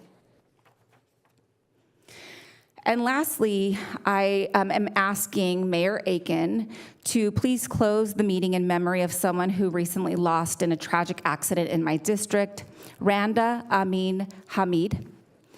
Randa Amin Hamida was a 64-year-old beloved wife, mother, grandmother, great-grandmother, and 37-year Anaheim resident. She was an educator, advocate, and the heart of her family and community. Sadly, on June 13th, Randa was killed after being struck while walking to the Anaheim packing house with her sister-in-law, who remains hospitalized. This heartbreaking loss happened just weeks before Randa was to celebrate her 65th birthday this month and her 50th anniversary with her beloved husband, Abraham Hamida, in August. Randa was a woman of faith, dignity, and love. Our thoughts go out to the Hamida family at this time of unimaginable loss. And I'm asking Mayor Aiken to please close this meeting in memory of Randa Amin Hamida. And I know that her family is here today. Her daughter, Rida, is here. So I am so sorry for your loss. With that, that concludes my. Thank you. Councilmember Meeks? Thank you. I don't have any slides, but I did want to give a shout out to all the departments that helped with the 4th of July event. It's such a wonderful community event. It occurs in District 6, but it is open to everyone in Anaheim with the 5K, the dog show, the parade, and then there's a music festival with food trucks and ending with a night of fireworks. And I just want to emphasize it's a night of professional fireworks. So please, please avoid the illegal fireworks. Come out, enjoy a professional show that has all the safeguards in place so that we can all celebrate our country's birthday safely and still enjoy our fireworks. All right, thank you.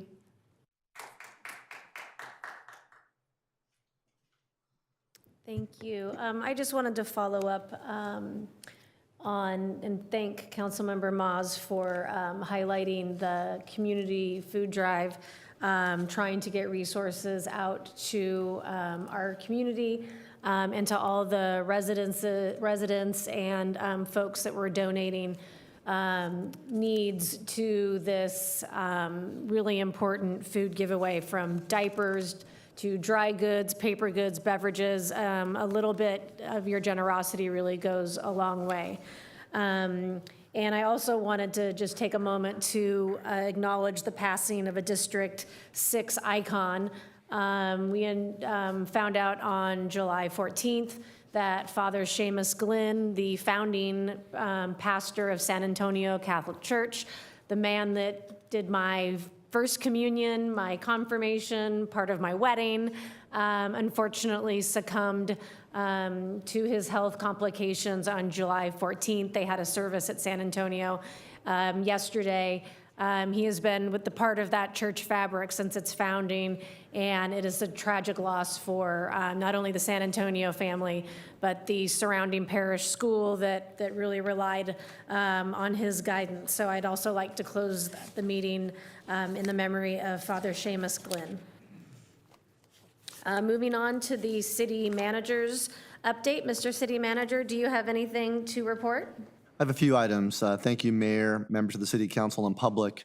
I do want to provide an update on the service disruption and delayed waste pickups we saw this last week, with some impacts carrying over into this week. Republic Services returned to full strength yesterday after 5 days of service disruptions. We are seeing major progress this week, with misses from last Wednesday and Thursday now fully recovered, and Friday's misses about a third made up. Throughout the disruption, the city pressed Republic to restore regular service and make up missed pickups as soon as possible.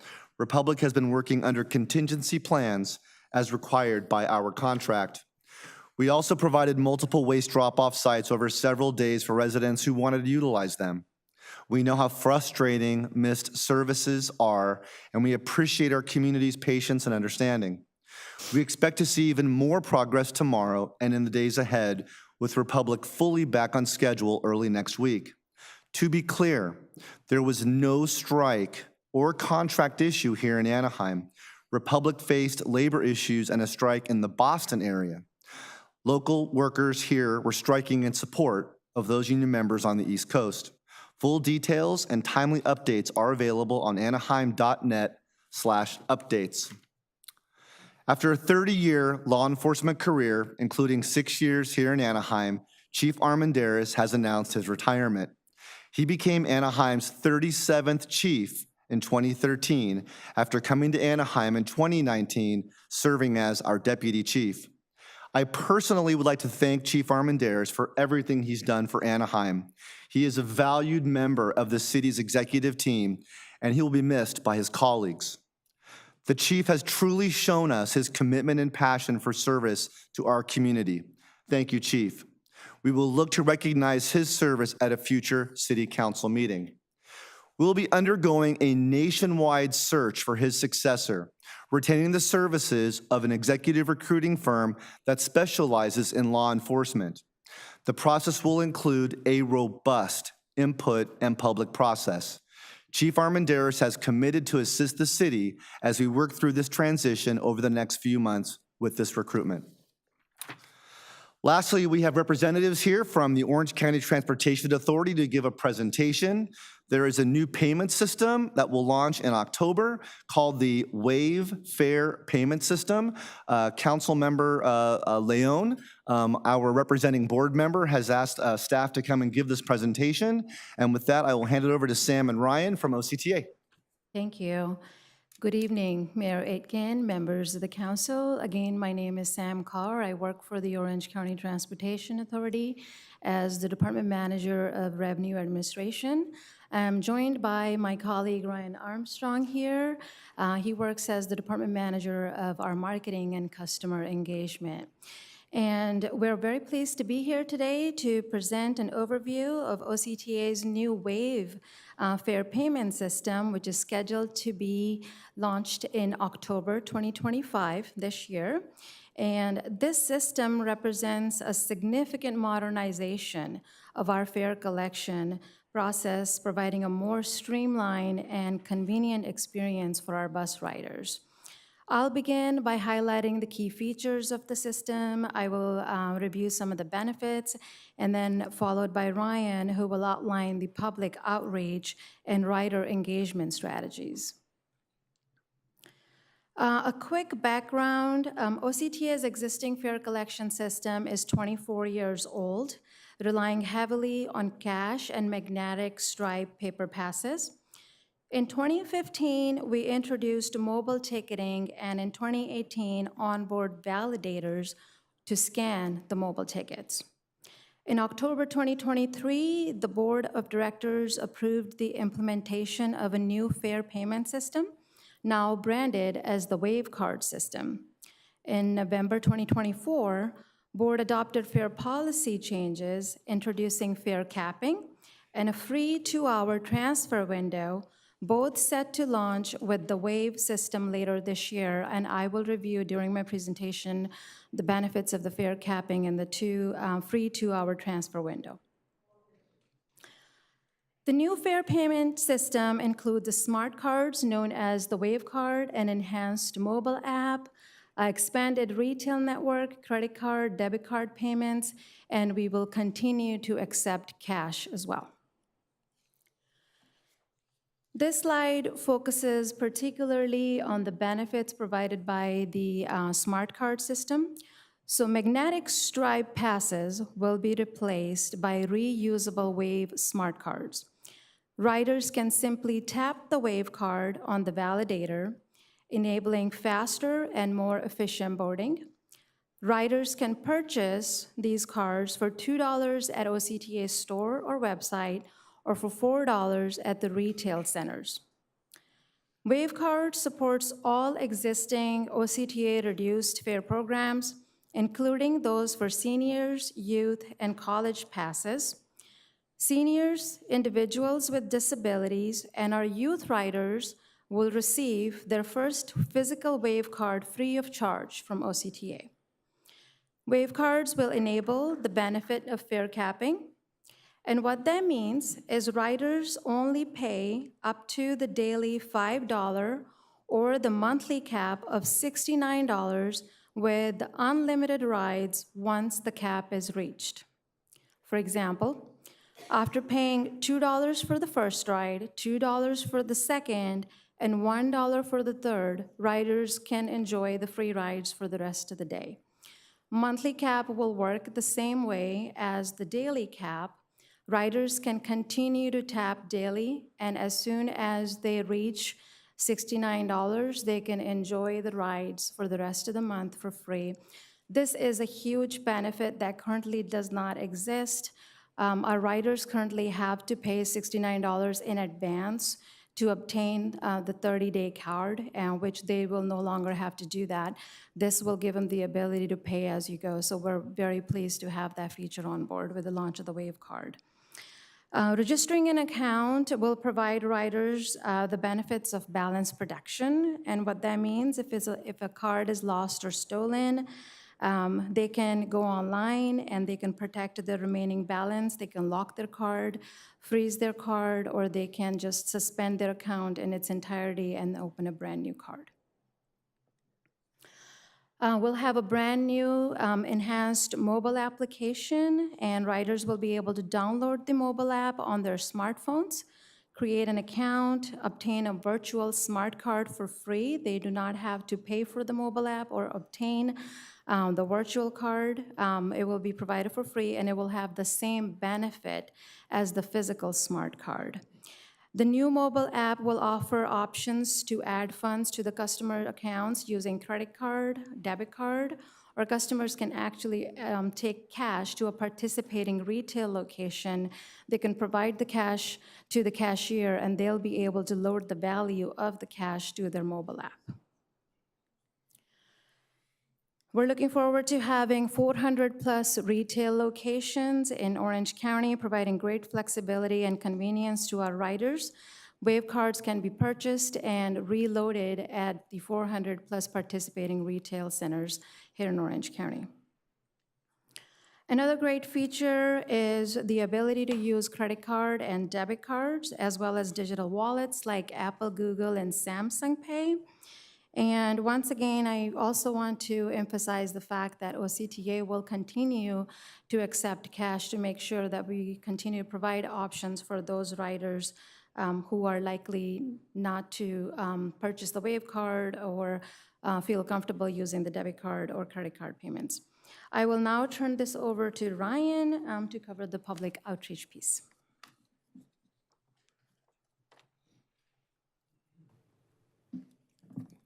Good evening, Mayor Aiken and council members. As Sam mentioned, I'm Ryan Armstrong, Department Manager of Marketing and Customer Engagement at OCTA. We took a phased approach to our rider communications, starting with public outreach, which was intended to gather feedback. Most notably, 83% of our surveyed riders said they were interested or very interested in the Wave card. The second phase, which we are currently in, is about awareness and education to prepare our riders for the change and to build excitement.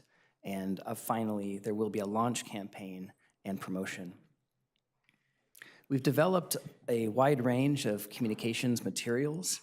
These include printed brochures, as well as bus advertisements and print advertisements.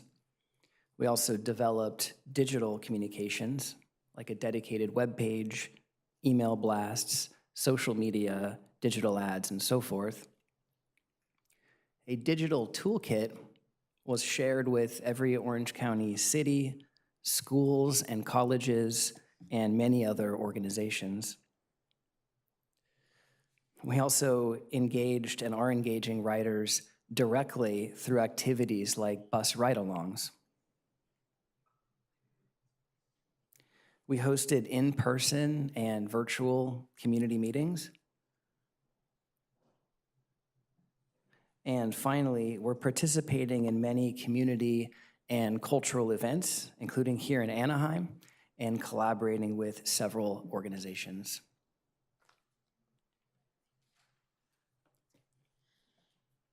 Thank you, Ryan. In terms of the next steps, we are currently going through the functional integrated testing to make sure all the features that I just described are working accurately. We will be conducting pilot testing in a controlled but live environment to make sure that we're ready to launch our system in October this year. With that, this concludes our presentation, and we're happy to answer any questions. Thank you. Do any council members have any questions for OCTA? Councilmember Meeks? Will this include MetroLink, or that's going to be a separate card? Councilmember Meeks, we are working with MetroLink to be able to validate their paper and their mobile tickets. So this is something we are going to test as we go through our pilot testing. And what that means is MetroLink will still have their own fare media. They currently have the paper tickets that are dispersed through their TBMs. They also have a mobile app. We currently don't have the ability to just simply read their tickets. And what this system allows us to do is actually read their tickets and validate that they have paid the fare for MetroLink. And then we have an agreement with MetroLink, which allows us to accept MetroLink riders for free. So this system will enable us to do that without having to go through any additional efforts. Did that answer your question? Or? Yeah, generally. I mean, it's not as seamless as I would like it to be. I would like it to be, you know, this app or this card, you can ride everything, as some other countries manage to do. But but it's a good start. I agree. And so if you ride MetroLink and get off and want to take a bus to your final destination, you will need your MetroLink ticket, and the bus can scan that ticket and give you the free transfer. Correct. Yeah. Okay. That's what we will do at this point. Okay. All right. We'll try to figure out that MetroLink thing, and then I'll figure out why we can't consolidate toll lanes with it. Will do. Thank you. Councilmember Bayless? I got a quick question. I noticed on your slide there you said the cap was per payment type per day. So I'm curious, if somebody pays cash, how do you track? You track the ticket? Or does the individual have to then put in some sort of number, or how do you do that? Councilmember Bayless, the advantage of using the Wave card is that riders will be able to have the incentive of pay as you go, which means system will validate that this specific card has been tapped, and they continue to earn the points to be able to get the incentive. The disadvantage of paying cash is that there is no tracking. So if they pay cash, there's really no way for any type of technology that exists today in the world of transit to be able to provide that incentive. Okay, so in order for the cap to be, it's not necessarily per payment type, it is you have to have the card in order to register your ride. That is correct. You have to have the physical card, or you have to have the virtual card. However, you can use the cash, and you can load that card with the cash and continue to gain the benefits. I'm just curious, but when you load the cash on the card, where do you do that at? You can do that at the 400+ retail locations that I just mentioned, for the mobile app, as well as for the smart card itself. And we can also assist you, our riders at the OCTA store located at our headquarters. Thank you. Councilmember Leon? Thank you, Madam Mayor. I just wanted to say thank you to the OCTA team for coming out and doing this. I think this is the third time I see this presentation now. I got it memorized, so if you need me to tag in, let me know. I just want to, the only request would be is, you know, as we continue rolling out information, if you could share that with the city, maybe working with our communications team, so that that's something that we can also start pushing out on our side. I think the more that we can put out there and the more we can inform residents and our ridership here in Anaheim and across the area, the more seamless transition this could be as we head into the implementation part of it. So again, just wanted to say thank you for coming out. Yeah, we're happy to be here. Thank you for having us. Okay, seeing no other questions, we'll move on to our Housing Authority agenda. So we're going to recess the city council to address the Anaheim Housing Authority agenda. There are 2 items on the consent calendar. Are there any items to be pulled? If not, is there a motion and a second to pass? Can I pull item 1 for a brief question, Madam Mayor, and I'll move the balance? Absolutely. Councilmember Kurtz? Carlos, 1. That's the one I was on. Yep, wonderful. for item 15 for consent. With the Housing Authority? I'm sorry, my bad. So you moved the balance. I'll second. So please vote on basically moving item number 2, and then we're going to pull item number 1, if that's. You're looking at me. I'm like, The vote is 7 ayes, no nays, motion carries. thank you. Mr. City Manager, may we get a staff report? I'd ask for a staff report from Deputy Director Nogal, please. Thank you, Mr. City Manager. Good evening, Mayor and Council. With me this evening as well is Sandra Vitamontes, Senior Project Manager. This item before you this evening is a request to approve an option to purchase agreement to purchase the Elm Street Commons apartments located at 111 through 125 West Elm Street. Also to approve a mortgage and loans sale agreement to purchase the Elm Street Commons apartments primary loan utilizing $2.88 million in low and moderate housing asset funds. Approve an amendment to the Elm Street Commons Apartments Regulatory Agreement and the City Affordable Housing Restrictions Agreement authorizing the Executive Director to implement tax credit rent limits for the project. And finally, to authorize the creation of a reserve fund in the amount of not to exceed $230,000. The Elm Street Commons Apartments is a 52-unit, 100% affordable multifamily affordable rental project for families earning between 30 and 60% of AMI. In December of 2006, the Anaheim Housing Authority entered into an affordable housing agreement with Advanced Development Investment, the original developer, and approved a $3.75 million loan to help with the development of the project. In 2010, ownership of the Elm Street Commons Apartments was transferred to Wentwood, a Texas-based company which assumed the role of developer and took over control of the project. The authority loan carries a 58-year repayment term and bears 3% simple interest. As of July 15th, the outstanding authority loan, including accrued interest, totals approximately $10.4 million.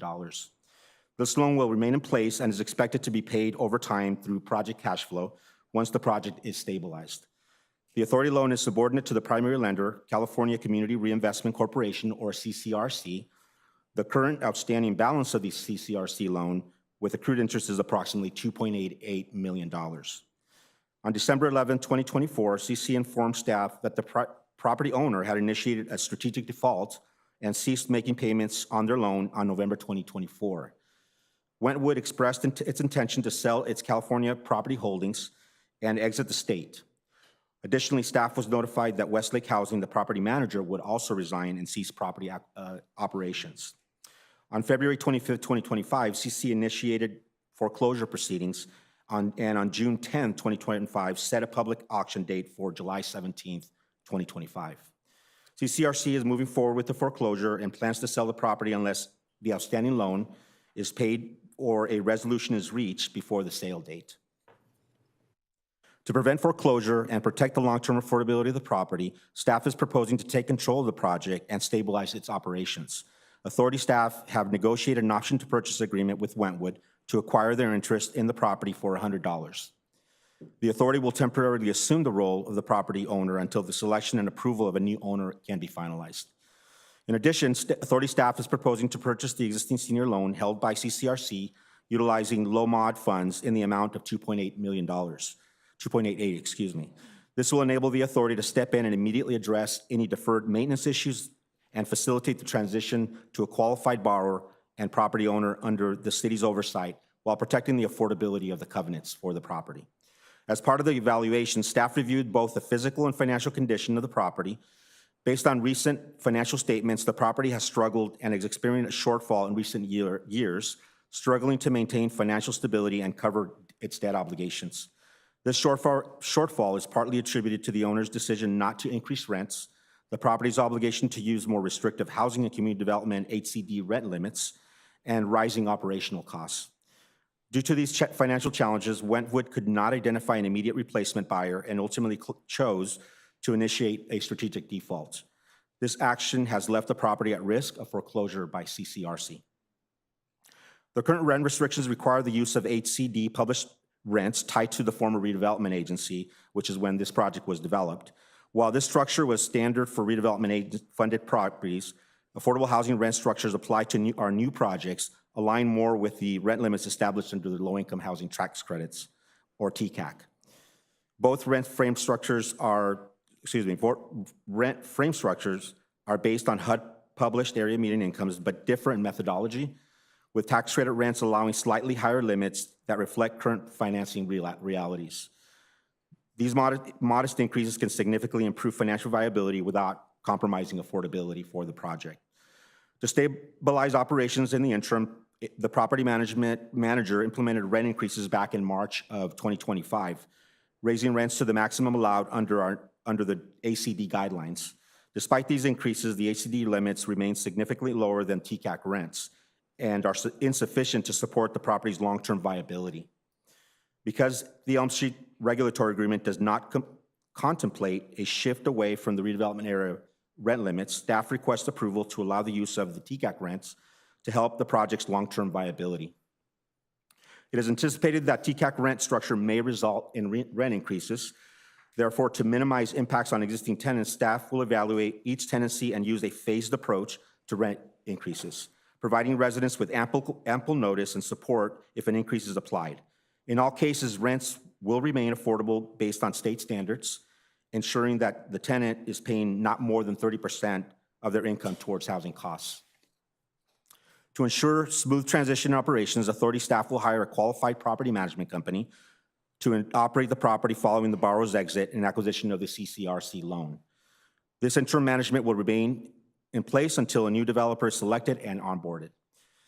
In addition to the loan purchase, staff request authorization to allocate $230,000 in low-mod funds to address any emergency maintenance issues that may arise and ensure the property remains habitable and operational during the interim period.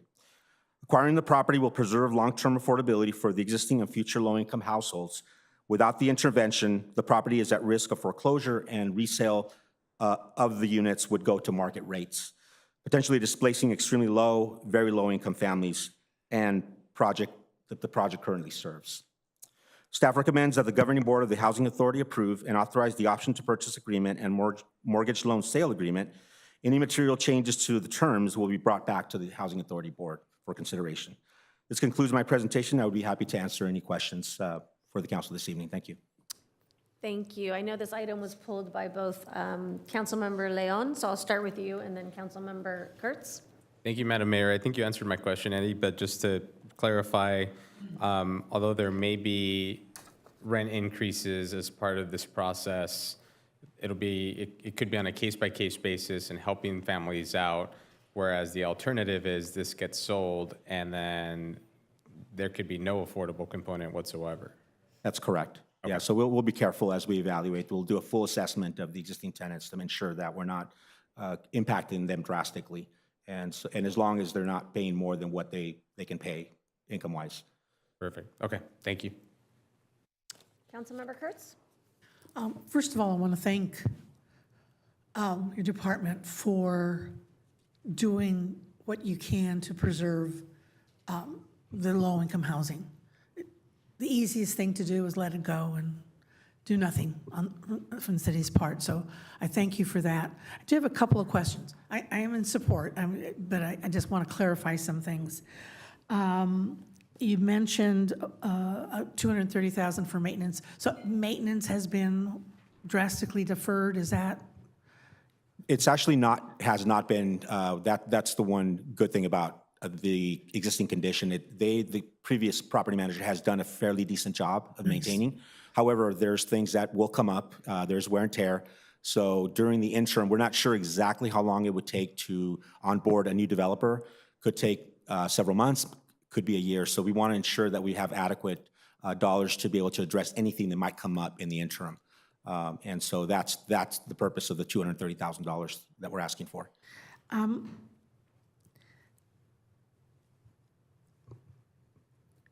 What happens if we don't find a buyer in a short amount of time? How long can the city hold on to this? We could hold on for some time. It could be a year. It's anticipated it's going to take some time for us to go through an RFP process. This is the way we would release it. It would be through an RFP and solicit developers to come in and acquire the asset and also acquire the existing loans on the property through an agreement. And it could take some time. Our goal is to try to offload the development to a developer as quickly as possible. So we would not waste any time. Our primary goal is to stabilize the property, as that's the biggest issue right now. So that could take several months. In the meantime, we could start working on an RFP maybe within 6 months so that we can release it and hopefully solicit some development opportunity or proposals from developers by the maybe around September of next year or so. Okay, as indicated, I do support the item. Just ask that council be informed as to when you issue the RFP and as you get responses, and just so that we're aware of what our liability is out there. And again, I thank you for doing the work to protect the residents in that location. Thank you. Thank you, Councilmember. Thank you. Councilmember Rubalcava? Thank you. I also just want to thank you guys. I was briefed on this when it initially happened. And for those of you who are not familiar, it is actually across the street from the packing house. And I'm grateful that we are going to save all of these families from being displaced. My question, though, is, so the RFP is, I get we're going to be going out to bid for that. But what are the odds that a developer will actually want to acquire a project of this type? And then if they do, what type of development would we potentially anticipate they would do? And then number 3, how do we protect these families from then being displaced by this new developer? Sure. Yeah, so the first question, to answer the first question, there is an opportunity for developers, so there's some incentive because they will get a fee. We anticipate that the prospective developer would apply for 4% tax credits with bonds. They are able to pay themselves a portion of the application fees it could be in the order of millions. So there is definitely incentive. And the second piece is we would then amend the regulatory agreement to ensure that it's in first position in perpetuity. Okay. So that would protect going forward, should there be any default in the future, we would be in first position. That's the dilemma we're having right now. We're actually in second position, and so we would be wiped out completely. Got it. By the first deed of trust. And then so when the developer, let's just say when it gets sold, will then be back in second? That's second holder. That's correct. We would Okay. ensure that we are, going forward, we are now in the driver's seat, so we would ensure that all of our agreements be in first position to ensure that the affordability never gets wiped out. Okay, perfect. And then the budget impact, that's not to the general fund, that would come out of the housing and community development budget. I just wanted to clarify that for the record. That's correct. Okay. That is correct. Perfect. Well, thank you. Thank you for this. Thank you. Thank you. Do we have a motion and a second to pass item 1 on the Housing Authority consent calendar? I'll move it. I'll second. Thank you. Please vote.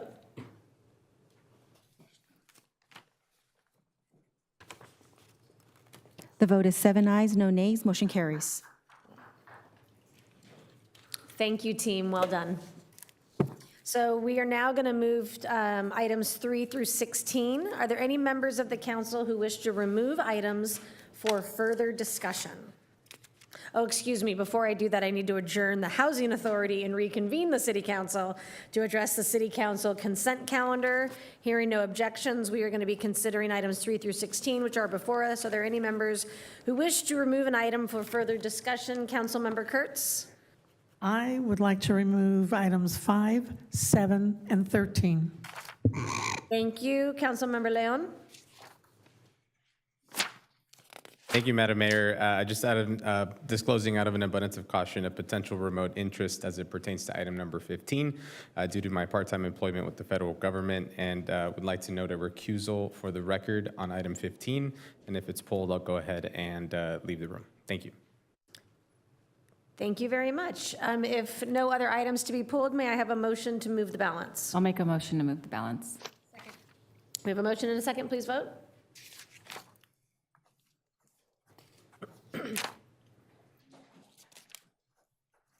The vote is 7 ayes, no nays, though with the recorded recusal on item number 15 by Councilmember Leon. Motion carries.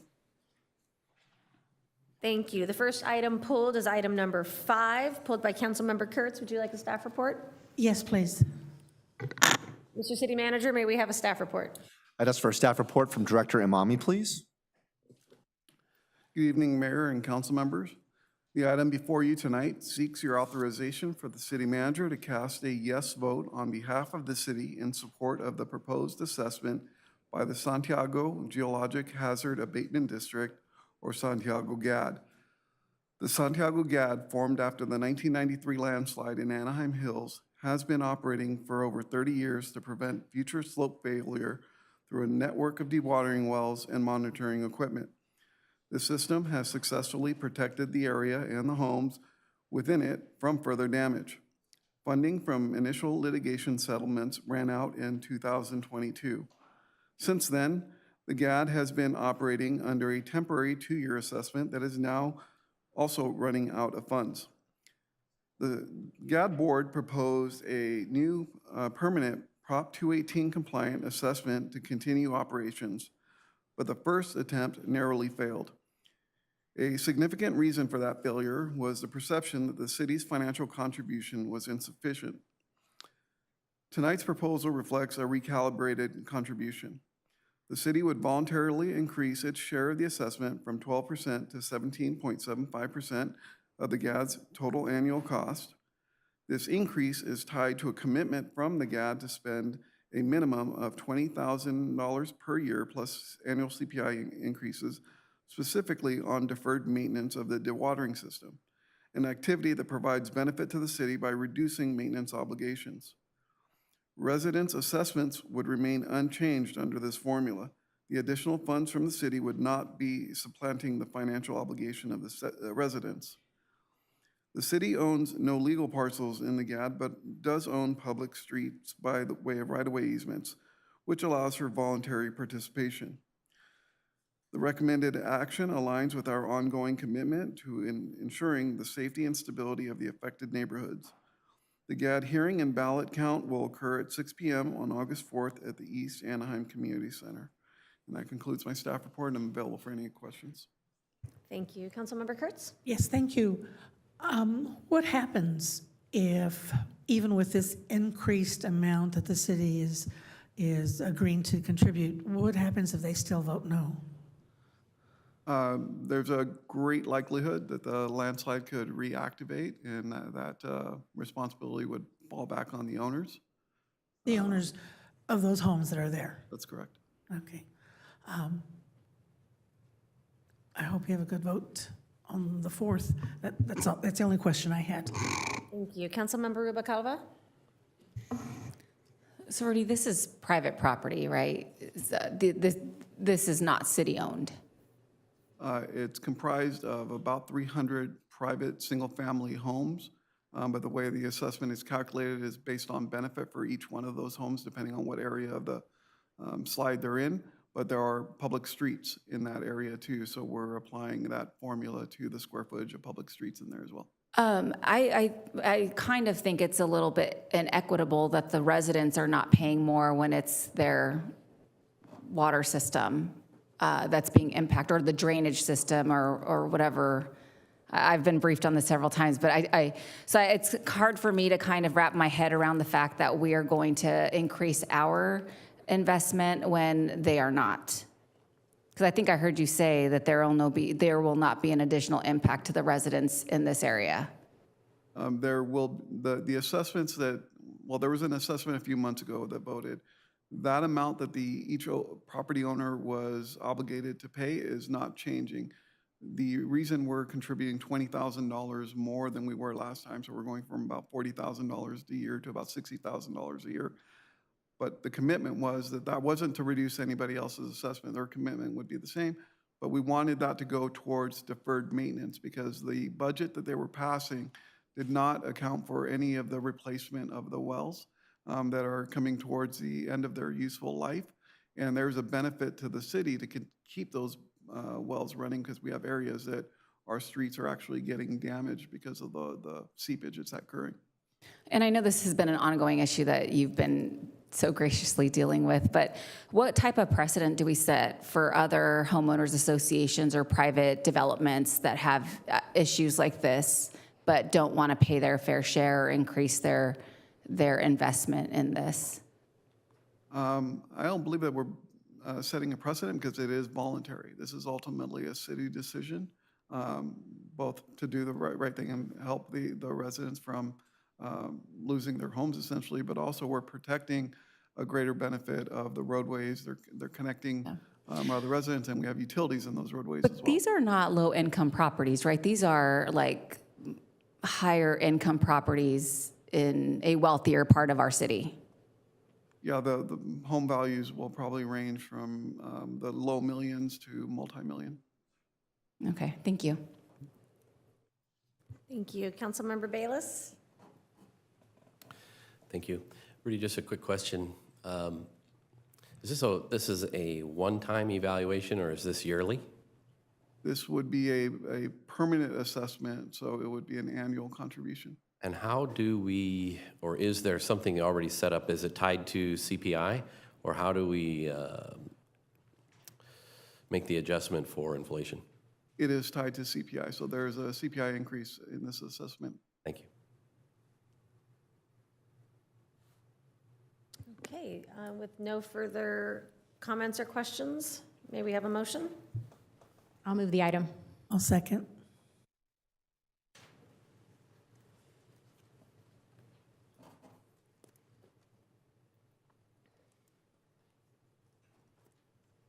The vote is 6 ayes, 1 nay, nay by Councilmember Grava, and the vote is 6-1, motion carries.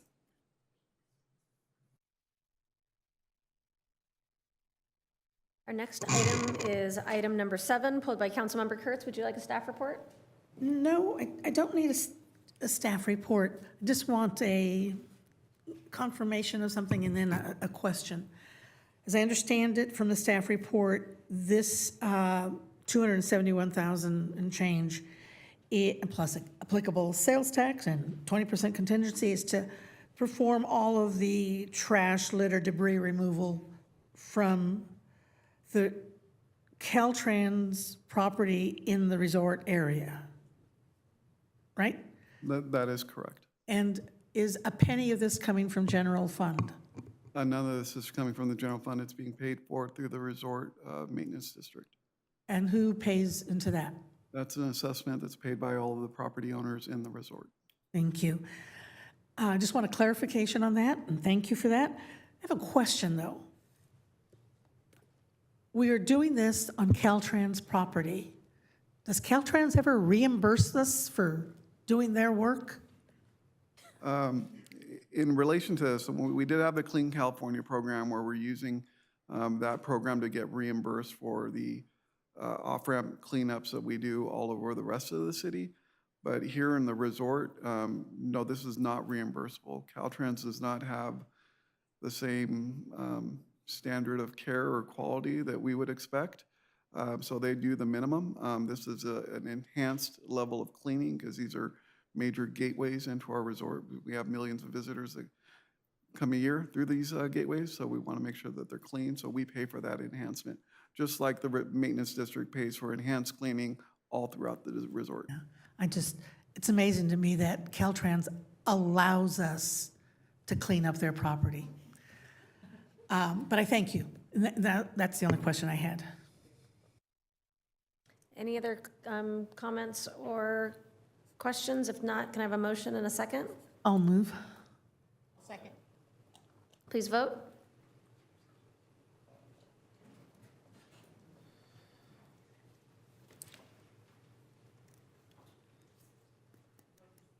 The vote is 7 ayes, no nays, motion carries.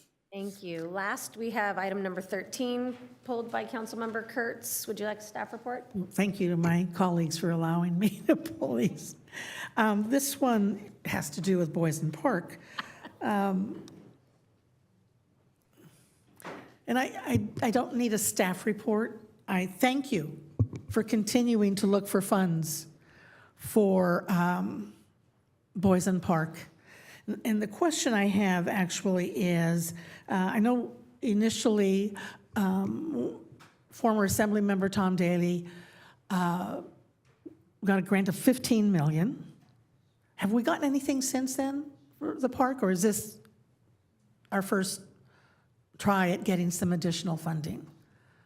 Good evening. Thank you very much for the question, Councilmember Kurtz. With me tonight is JJ Jimenez, our Parks Manager. And so to answer your question, this is the first funding that we are applying for. So this is grant funding. And this will be in addition to the previous $15 million earmark that we received for renovation of that park. So we are continuing to try and stretch our dollars, and we'll continue to look for additional grants as time progresses. I noticed that we received an email from the office of Congressman Lou Correa today saying that the $1 million request that you're making through the federal government is moved one step. So thank you for that. So my question is, I'm going to be really positive and say we get this 6 and we get the 1. How much more do we need to complete the renovations that the community has requested? Okay, so as mentioned in the staff report, we did a significant amount of community outreach after we received the $15 million to really find out what is it that the community would like to see at this park. And so we have a master plan. And if the master plan were to be built out completely today, that we are estimating that that cost would be approximately $30 million.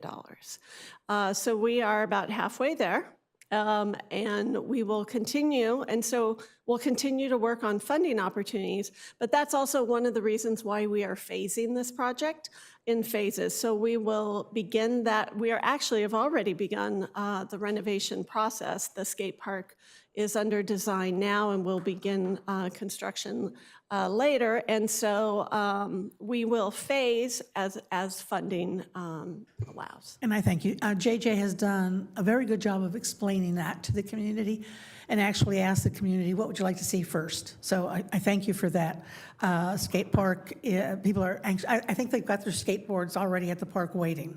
So, and my understanding is that next year, fall, we might have a skate park there. Thank you. I just wanted to thank you for continuing to look for money.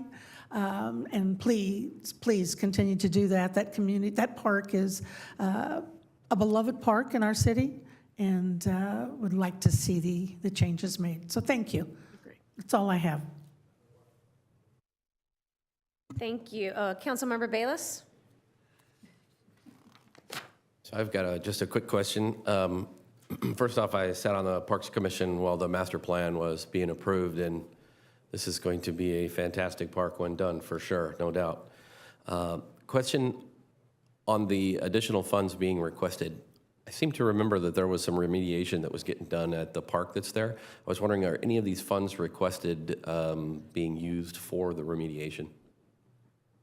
So what I can let you know is we did have remediation for the soil in portions of the park, and there were some funds utilized from the $15 million to pay for that. So some of the funds then did include remediation. Okay, because I just wanted to point out that, you know, this is a lot of money for a park, and it's important to know that if we want to improve our parks, it's costly to do it.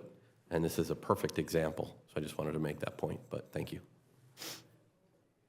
Thank you, Councilmember. With no further questions or comments, do we have a motion and a second? I'll move it. Okay, please vote. A resolution, the City Council of the City of Anaheim authorizing the Director of Community Services or designee to submit an application on behalf of the City of Anaheim to the California Department of Parks and Recreation for funding necessary for the Boysen Park project, and if authorizing the acceptance of such grant on behalf of the city, amending the budget accordingly, and determining that this resolution is exempt from CEQA pursuant to Section 15306 of Title 14 of the California Code of Regulations. And the vote is 7 ayes, no nays, motion carries. Thank you. So we're going to move on to our business calendar. Item number 17 is a presentation on how residents and business owners can proactively prevent vehicle, commercial, and residential burglaries and the police department's efforts to combat such activity, as requested by Councilmember Leon. Mr. City Manager, may we have a staff report? I'd ask for a staff report from Chief Armendariz, please. Good evening, Mayor, members of City Council. Excited to present this presentation to you. With me tonight is Sergeant Eric Anderson, the sergeant for the community policing team, as well as crime prevention specialist Jasmine Ariana. So without further ado, I will pass it over to Sergeant Anderson. Good evening, Madam Mayor and council staff. Thank you for having us. As mentioned, my name is Sergeant Eric Anderson. I am,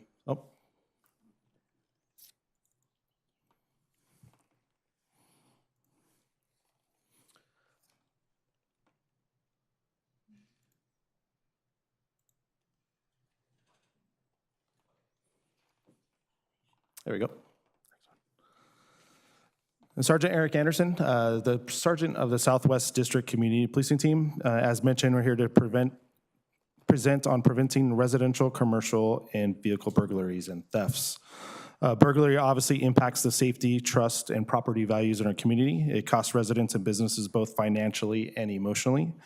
And prevention is more cost-effective than investigation. We'll be going over the penal code definition of burglary and be giving an overview of crime prevention through environmental design and explaining what that is, and tips and resources for Anaheim and businesses to follow, investigative tips, resources, and enforcement actions, and then some action. As a city, there was a 21% decrease in 2024 compared to 2023 in residential and commercial burglaries. Additionally, there was a 26% decrease in 2024 compared to 2023 in vehicle thefts, covering the months of April 1st, 2025 to June 20th, 2005. There was a total of 384 burglaries reported and stolen vehicle cases during this time. And for 2024, to be noted, there's 485, a 21% reduction as mentioned. As mentioned in the penal code, the definition of burglary involves entering a building, room, or locked vehicle with the intent to commit theft or any felony. This includes a wide range of structures such as houses, apartments, stores, and even vehicles when it's locked. The severity of the offense and whether it's charged as a felony or misdemeanor depends on the type and the structure of the circumstances of the entry. Key elements that we note as a police department when classified are the entry. Does the defendant must enter a building, room, or locked vehicle? And the intent. If they have it at the time of entry, the defendant must intend to commit grand or larceny theft or any other felony. As mentioned, our city and police department follows a program called Crime Prevention Through Environmental Design, also known as CPTED.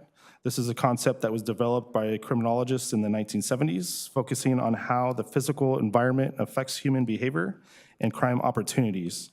Like many police departments as mentioned, our organization quickly realized that modifying the changing in the environment could lead to safer public and private spaces.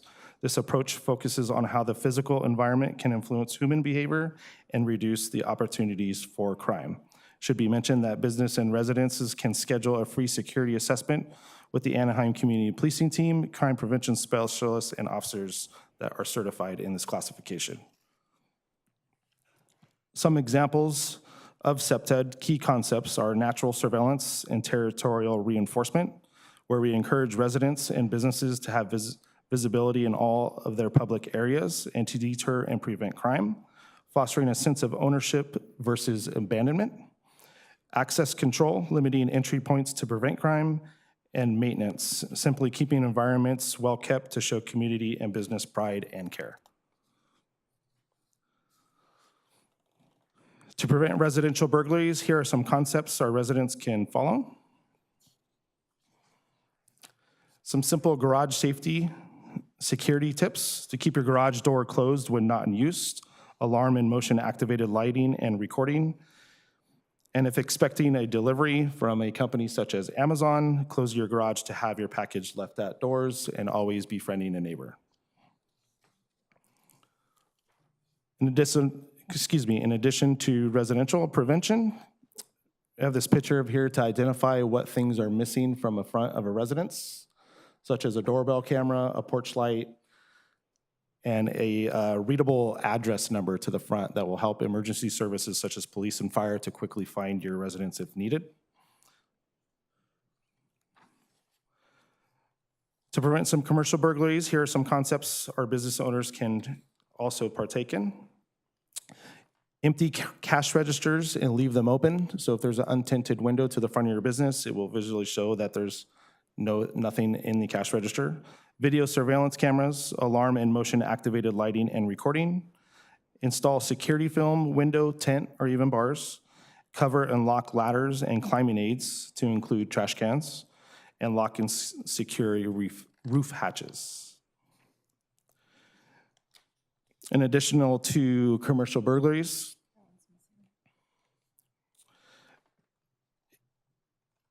is to, not only in addition for burglaries, but trespassing as well, is to keep people away from your properties, is locking open water spaces, such as hoses, to keep them locked and secured. To take away could be deemed as open to the public.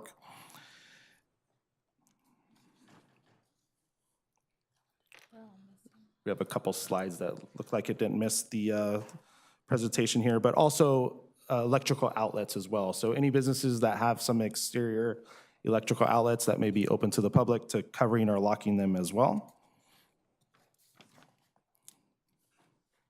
Here are some examples of some business SEPTED success. We had a meeting with the Tom Duffy Company about some obvious signs of trespassing on railroad property, some obvious signs of transient encampments. We met with them, figured out a plan and coordinated a game plan for cleanup along with some city resources.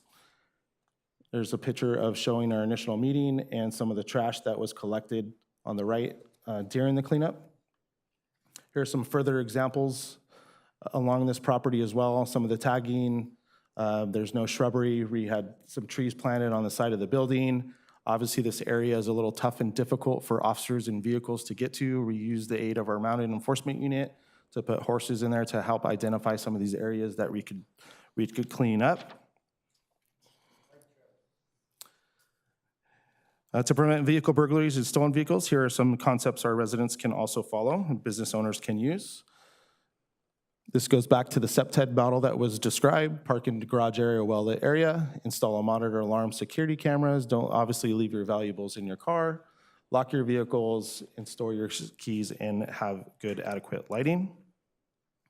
These are some of the investigative resources that we are using as the agency to help combat these types of crimes: directed enforcement in high theft areas, footbeat patrols, surveillance of business and residential areas, coordinated operations, establishing neighborhood watch programs, crime prevention and education, enhancing community relations, crime alerts, Anaheim Anytime and crime mapping, trespassing letters and vacation house checks, use of police horses, as mentioned, to patrol hillside areas and even railroad tracks, adjacent to business districts, social media public awareness, and the use of our real-time crime center and additional technology. None of this could be done just with the police department. This obviously takes all of us as city entities and resources to accomplish this. Crime prevention is not just a job for the police. It must involve the entire community, agencies, groups, businesses, and individuals collaborating to develop programs to make our city safer. Personally, I would like to thank those city entities for your help and assistance to accomplish this as a team. Thank you. As mentioned, lighting is important, obviously, at night. The city has a fantastic program with the public utilities that offer dusk till dawn lighting. It's a high efficiency outdoor lighting program that we have. They can be picked up at the city's vendor office located at 1325 North Redgum Street, unit number 2, or during a home utility check. I would encourage residents to call 714-831-0025 or visit the city's website for additional information. If there's something we can specifically do as a police department for our residents or business districts, here's a breakdown of those areas. Our crime prevention specialist, Jasmine Arana, next to me, will handle District 1 and District 4. For the members at home, here's a map of what those areas are. Our crime prevention specialist, Alyssa Rodriguez, for District 2 and District 3. And crime prevention specialist, Rocio Burros, for District 5 and District 6. Here's our commitment to you as a police department, as an organization. We will work in partnership with our community to be innovative, strategic, and collaborative in how we provide exceptional public safety service to continue to reduce crime in all aspects in all areas. I thank you, City Manager, staff, Madam Mayor, and Council for your time in helping residents and business owners keep Anaheim a safe place to live, work, and play. Thank you. Thank you so much for that informative presentation. Councilmember Leon, do you have any comments or questions? Thank you, Madam Mayor. I do very briefly appreciate the information, Sergeant, Chief, Jasmine, everybody who works not just on the presentation, but just out in the community to make sure folks are informed. I brought this item a while ago. It seems like I brought it when I had mentioned it. We were in a different world, given where we are today, but still information that is definitely worth sharing, right? And I think you mentioned something about how being proactive is it's not just cost effective. Obviously, it could prevent crimes from happening to residents and businesses. Wanted to ask you, you mentioned that there's an option for community members to schedule a free security assessment. Can you delve a little bit deeper into just what that process looks like? Is it calling somebody up, scheduling an appointment, they go out, and is it as simple as that, or what does it entail? I'll answer that. Thank you.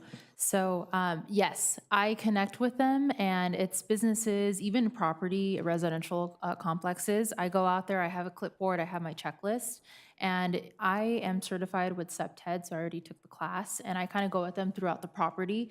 I also have officers out there with me because they see a perspective on the sworn side, where me as a civilian, I kind of see it on the business side of my background with economic development, seeing businesses and like all the concerns that they had in Anaheim, as well as the PD side and seeing crime, obviously. And it's really great because officers, they give their input on like, no, well, we've seen a case where this happened. So it's great because we're both out there, it's sworn and civilian, and we're meeting with the businesses and the property managers to give them recommendations and then follow up with them. So I do scan over the checklist and I make sure like, hey, you know, just to give you a copy of this, just because sometimes they like to like, oh, I'm not taking notes. So I do it for them. And then I do follow up and make sure that, hey, how's everything going? Any questions? And like, oh, we actually saw a difference in, you know, our 602 letter, or we moved our trash cans. And it's really great to establish those CEPTED meetings as well as a follow-up, because and then we make a connection for our neighborhood watch. I'm glad you mentioned Neighborhood Watch. I know this is something that I brought up before. The process to start a Neighborhood Watch, is it also reaching out to the crime prevention specialist and then setting up a meeting? Is it as simple as that? Is it a long, lengthy process? Are there any costs involved? No costs at all. So great question. We do just get phone calls, emails, references. I'll meet someone at a community event, and then I'll take their business card and follow up with them. And now we actually establish a survey. So it's really great to have technology, of course, and I give them a form and I say, hey, specify the dates and times that work for you. What are the topics that you'd like to speak about? And you know, follow up information on like phone numbers, emails, and then it's a great survey that I keep track, and it helps us to keep stats. So yeah. Awesome. I'd be curious if maybe as just a follow-up memo or just information, Chief, if you might be able to send it over. Just be curious to see how many active neighborhood watch groups we have. Have we seen an uptick in the last year or so? Is it a decline? Just be curious to see where we are with that. We'll do that. Thank you. Thank you, sir. With that, again, I appreciate the information. Thank you for the continued work in helping keep our community members safe. Thank you. Are there any other, sorry, Councilmember Kurtz? Just to comment on the Neighborhood Watch. Because you're asking those questions ahead of time, and the folks can tell their neighbors, the police are going to come and talk to us about this that's important to us. I have never seen meetings so large as have been occurring in the last several months. So I thank you for that, doing that work ahead of time. There have been neighborhood meetings where you run out of space. There's so many neighbors that come walk over because it's their issues that affect them personally. So thank you for that work. Thank you. Thank you. No other comments or questions? This is an informational item, so no action is needed by council. So thank you very much for your time and the time spent putting together this informative presentation. We are going to now move on to item number 18, which is consideration to approve an allocation of up to $250,000 for Anaheim Contigo for emergency grants to impacted families through the Anaheim Community Foundation. Mr. City Manager, may we please have a staff report? I'd ask for a staff report from Assistant City Manager Garcia.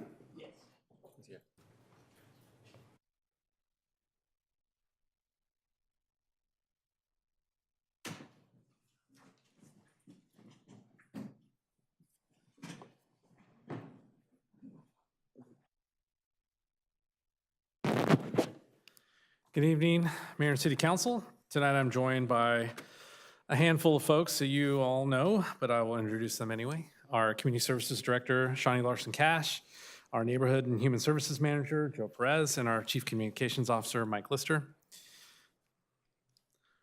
So this item before you tonight was initiated by Mayor Aiken to consider allocating up to $250,000 for Anaheim Contigo to help with emergency grants to impacted families and others through the Anaheim Community Foundation.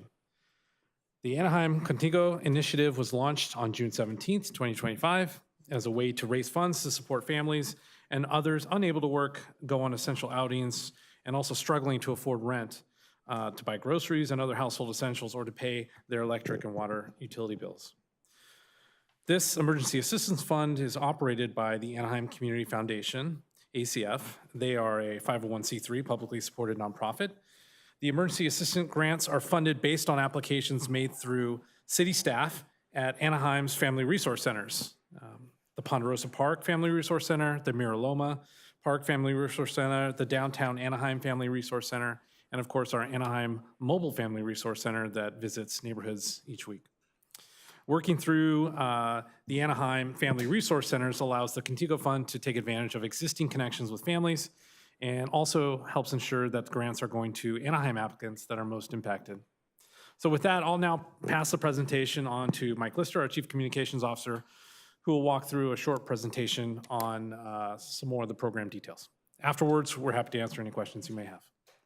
Good evening, Mayor and Council. So as you may be familiar, there are two parts to the Contigo initiative.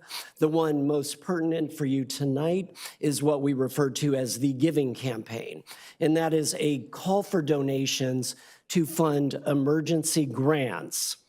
The initiative builds on an existing emergency grant program that the Anaheim Community Foundation has operated for several years, including during the pandemic, which is something of a touchstone for us today.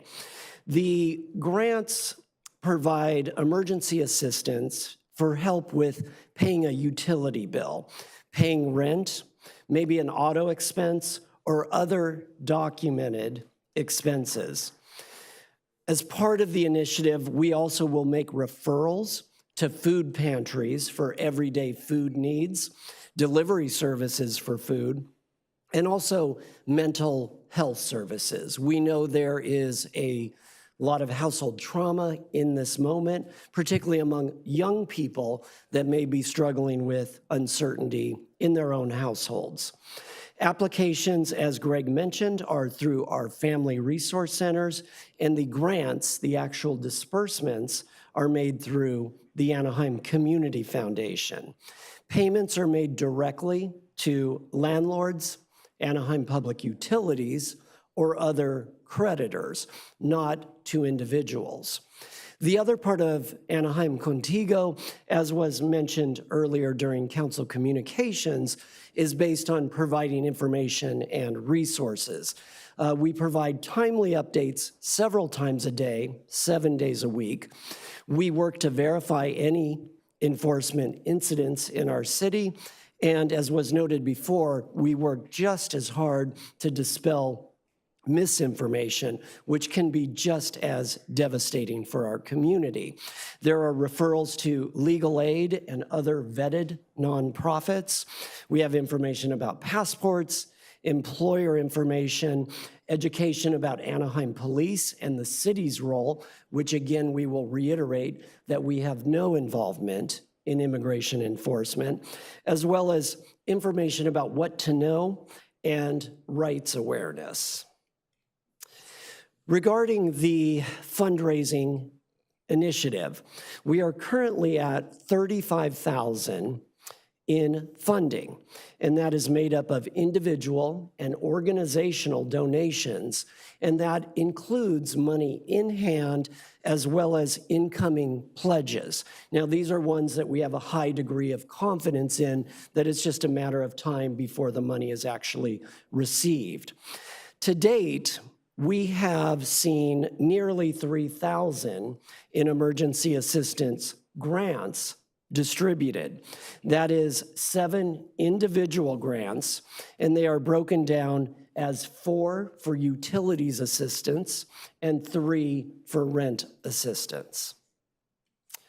To give some idea of the applications and the funding that we are seeing, here are some case profiles from each of our 3 physical family resource centers. So from downtown, there was an application and grant funding for a single mother of 2 teen sons who reported that she was unable to work as a delivery driver and had need because of that situation.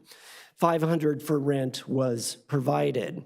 From Ponderosa, we had a multi-generational family of 4 where the grandmother is a hotel housekeeper, and she felt she was unable to work because of current events, and $500 was provided for rent assistance.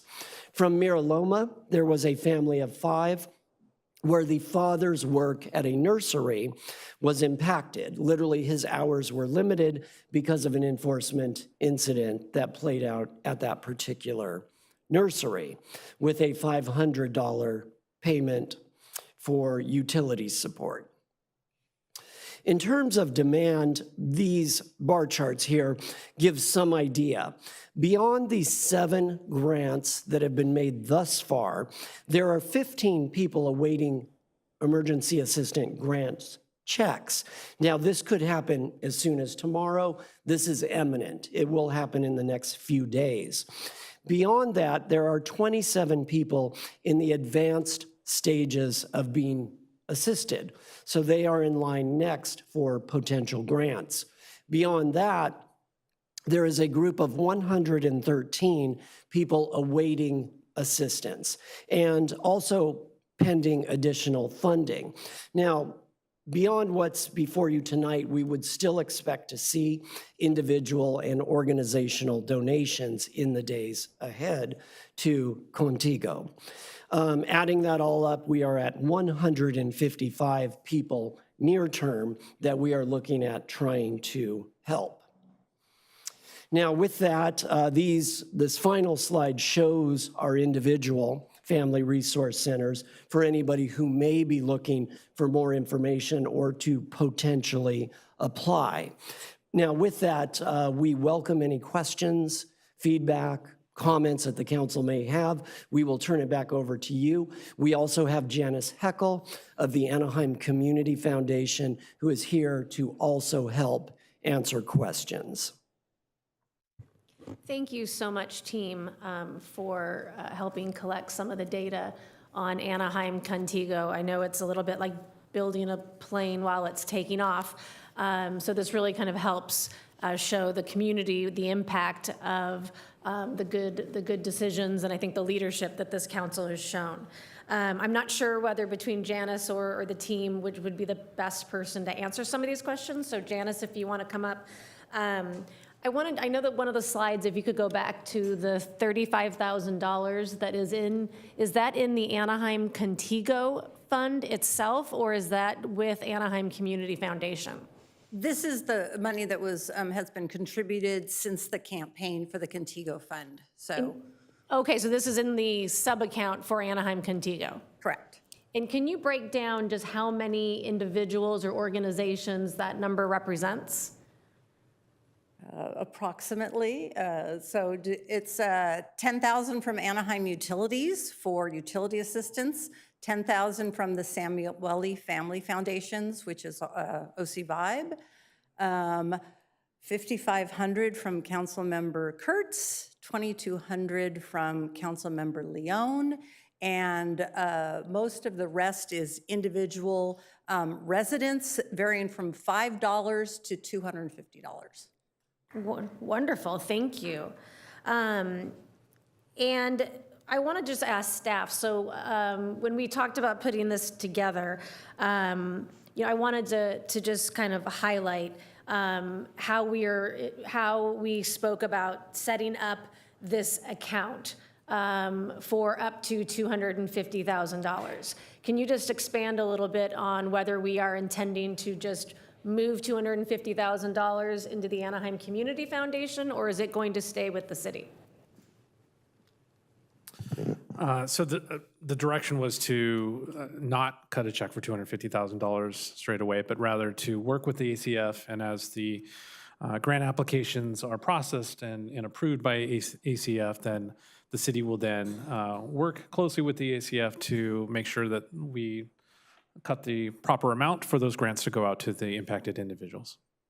Thank you. And so if unused, would those monies be reallocated back to departments or back to into the general fund?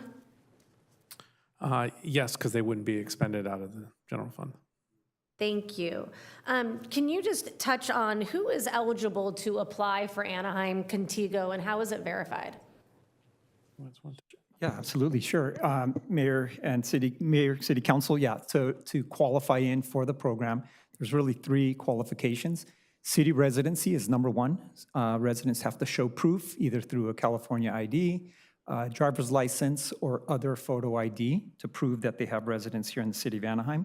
They need to demonstrate that they are in the low-income bracket, and we use HUD guidelines to be able to help our case managers qualify that. And then third, they have to demonstrate a need, an immediate or emergency need through a self-attestation form that they fill out indicating the reason why they need the assistance and what effect that would have for them. Thank you. And of the $35,000 that we've collected, so it says that the grants, meaning we've already allocated $2,931 that has already gone out the door. Correct. And then in the near, I know we said near future, how much is going to be going out in the near future? We have 15 approved grants that'll be processed tomorrow, but I don't have those yet. They deliver them in the morning and we process the checks tomorrow. But you don't have an idea of how much those 15 checks are for in total? They range anywhere from $250 to $500. Okay, so if they were, let's say, just $250 each. No, it's me. So probably at least $4,000. Give or take, yeah. Probably more if they're, okay. And then you mentioned that we had, 155 people waiting. So if it's it seems like most of them are $500 grants, either to our public utilities for utility forgiveness or to the food drive and rent assistance? Well, there's been an increase in rental assistance requests. Typically, the majority is utilities, but these are definitely the majority are rental assistance. And those are average around $500? They get the maximum because the ones we've processed already, rent was anywhere from $2,200 to $2,500 a month, so they'd qualify for the maximum. Okay, so if they're around $500 with 155 people, we're looking at almost $78,000 in requests. Correct, yeah, that's correct. Okay, thank you. Those are my initial questions. I know, I'm sure some other council members might have some questions. Mayor Pro Tem Meeks?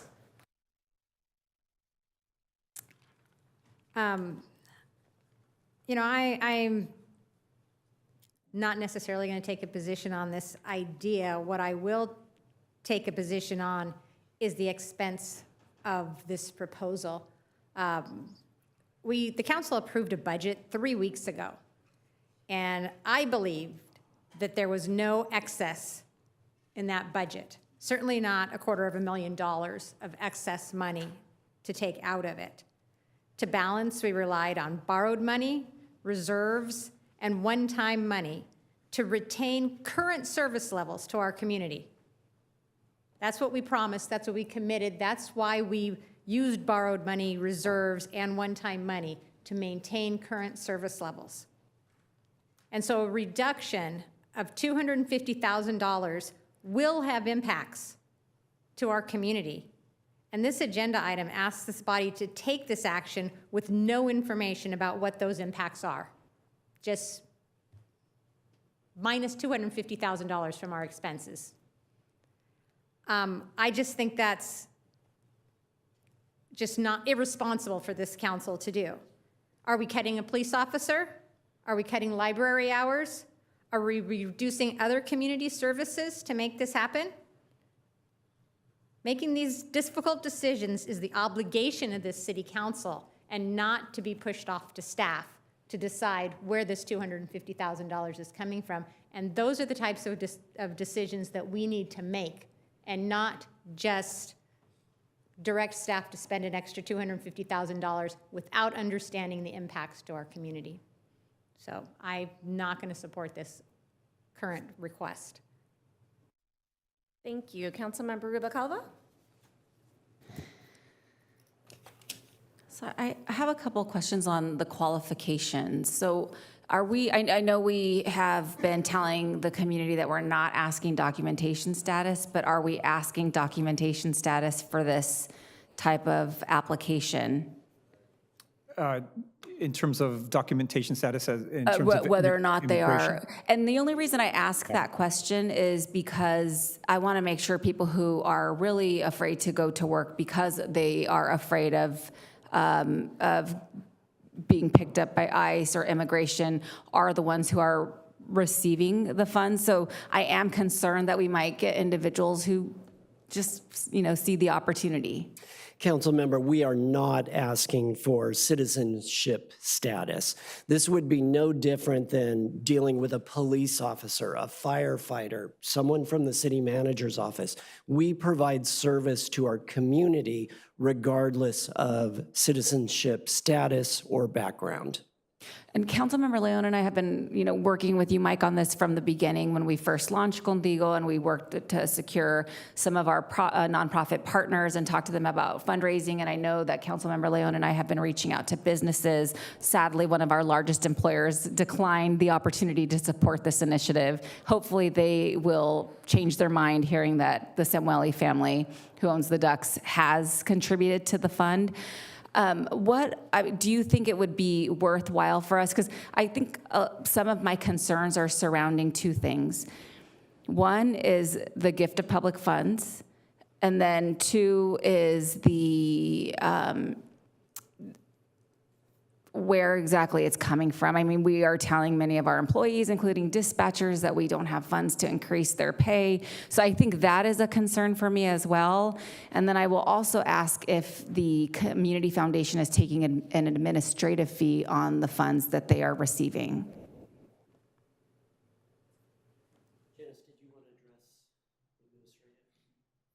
Sure. The reimbursable funds of your allotment, if we got them, would not incur the fee because we'd be reimbursed for the actual expenditures. Can you, I don't understand what you mean by reimbursable fees. The recommendation in your, the way it was presented, it's my understanding that the foundation would put the money up front, and then either whatever was decided upon weekly or monthly, we would send you the records of what was spent, and we would be reimbursed for the actual cost. Okay, so you will not be taking an administrative fee on any of the disbursement of these funds? Correct. And then I do have a question, because I remember when we had a family that was impacted by a tragic incident that occurred in our city, and we went to the Community Foundation to see if we might be able to go to you to provide support in paying funeral expenses. And the feedback that I got was you cannot provide support to individuals. How is this different?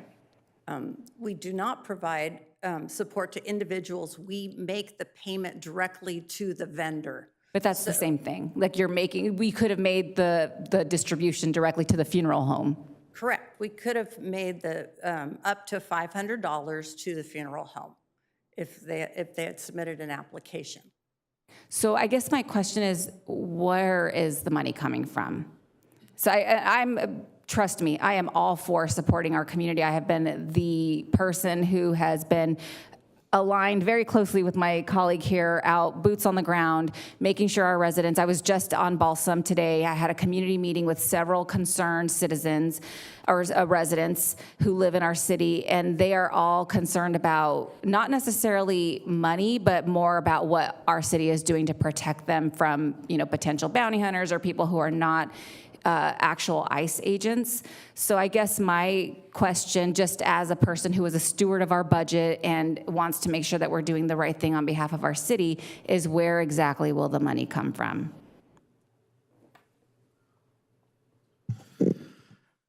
Councilmember, I'll take a crack at this. So as directed, we were asked to find the funding from previously allocated funds. So money that was passed in the budget that was just approved. And so if approved, we would work with finance and look at areas within the budget and where we may have cost savings, salary savings. With an organization this large, when we do pass a budget over the course of a year, we do find sometimes that we do have savings that we can use for other programs. Things come up all the time. And so that's the approach we would take. And I think I also feel a little confused because we talked about how majority of people are asking for housing vouchers, but we already provide housing vouchers through the Housing and Community Services Department. And I have to say, Grace and her team jumped into action when a resident reached out to me or to my office in need of support for next month, and we were able to provide support. So I guess for me, it's a little confusing that we're now allocating funds to a nonprofit to now distribute to our residents when we're already doing that. And I also know Public Utilities already provides grants to people who cannot pay their utility bill. So I guess I'm just a little confused on sort of the direction we're going, because it appears to be a little convoluted that Public Utilities is paying into the fund when they're already doing this on their own. Does that make sense? Certainly, and I guess I would just say this is additive considering the amount of need that we're seeing. And so, yes, Grace does have very limited housing vouchers to assist in emergency situations. It's very limited. There's also the main housing program, but as you know, that waiting list is thousands of people long. But yes, can community development try and assist in other ways? I think we just had a recent discussion about the Housing Trust Fund being available for eviction protection things, and so we'll look at that. I think we'll look and see how maybe we can use some of those funds to help if we need to. But this is this emergency assistance grant has been discussed, has been around for a while, and it's really just an opportunity for us to provide needy families with immediate assistance in all areas. Right, which we have been doing as a city. Yes. So I just want to make that clear. We have not been leaving our residents high and dry. We've actually been providing them with assistance and preventing people from being unhoused. So I think for me, that's something I want to make sure that people outside of our city are aware. I see other cities doing this as well, but I'm concerned that we're now just putting money into a nonprofit. No offense, Janice, I think you guys do great work. But I do also think that it just becomes a little bit convoluted when, we have residents who are on the waiting list for Section 8, regardless of their whether or not they're a citizen or not a citizen. So I just think that we really need to be mindful of that. And then what's the long-term strategy to continue to fund this initiative? Because like the mayor's, I think she did the math, the $250,000 is going to not go very far. So I would like to maybe come back with some sort of a strategy to continue funding this, or how do we get some of our businesses to help support the initiative as well. So that is a concern for me. I will be voting yes on this because it is important that we are taking care of people who live in our city, who are doing the work that to keep our economy flowing, and our residents and community have already been disrupted. But the greater concern is everything that I have already expressed. We're already doing this, so I feel like this is just sort of, I don't know, so. Thank you for that. I think my concern when I was speaking with the team and digging in a little deeper about Anaheim Contigo is that we did go out to the community and tout the resources that we are making available, the information that we're constantly updating, and then you look, and we as a city and as a community have not donated a dime. And that I think is something that we should have an open discussion about. I knew there would be, obviously there's going to be different opinions. Every department might look to, shave a little bit, whether it's from marketing, Anaheim, I have to say, has the best swag of any city in the nation. But maybe when we look at purchasing pens and notepads and USB chargers, maybe we decide that food for a family is more important. That's going to be up to, I think, individual, departments. But I would like to at least put that on the table out there that we as a city need to, if we're going to advertise this to our residents, we need to have some skin in the game. But I do agree with Councilmember Rubicalva. I hope this is something that we lead by example, and some of our largest stakeholders see what we are doing and join us, because I think that is such an important aspect, and I appreciate you bringing that up. Councilmember Bayless? Thank you, Madam Mayor. I have a couple of questions, and then I'll let it up for other people that might have, and then maybe I've got another statement at the end. And I think I'm going to echo, unfortunately, some of the things that have already been discussed, so I apologize if I'm beating the dead horse here. But first thing I want to talk about real quick is that you mentioned the three qualification standards in order to apply for the Anaheim Contigo Fund. And the third one you said was demonstrate a need. And so my question is this a specific need that's being demonstrated, or just a need as in, I don't know, somebody broke their ankle, now they can't go to work? Yeah, so they have to, through a narrative, there's a document that we have that we utilize that our clients have to fill out that actually provides us with a detailed description of the reason why they're asking for these funds, and that gives our case manager the ability to be able to analyze that and determine if there is a true need based on, again, income levels, lack of work, or other issues that are happening within that client profile. Okay, so I guess then the way I understand it is the city has an existing working fund with ACF that was, let me see if I have some notes here. We have a existing emergency assistance fund. This is a separate fund that's being set up with ACF. What are, I guess, I'm assuming it's coming in the final statement, which you're saying demonstrate a need. How do the two needs differentiate? How do the two funds differentiate as well? It's one fund. It's an emergency assistance fund. We're providing temporary relief to our residents that have demonstrated a need. And so that's the ACF's Emergency Assistance Fund.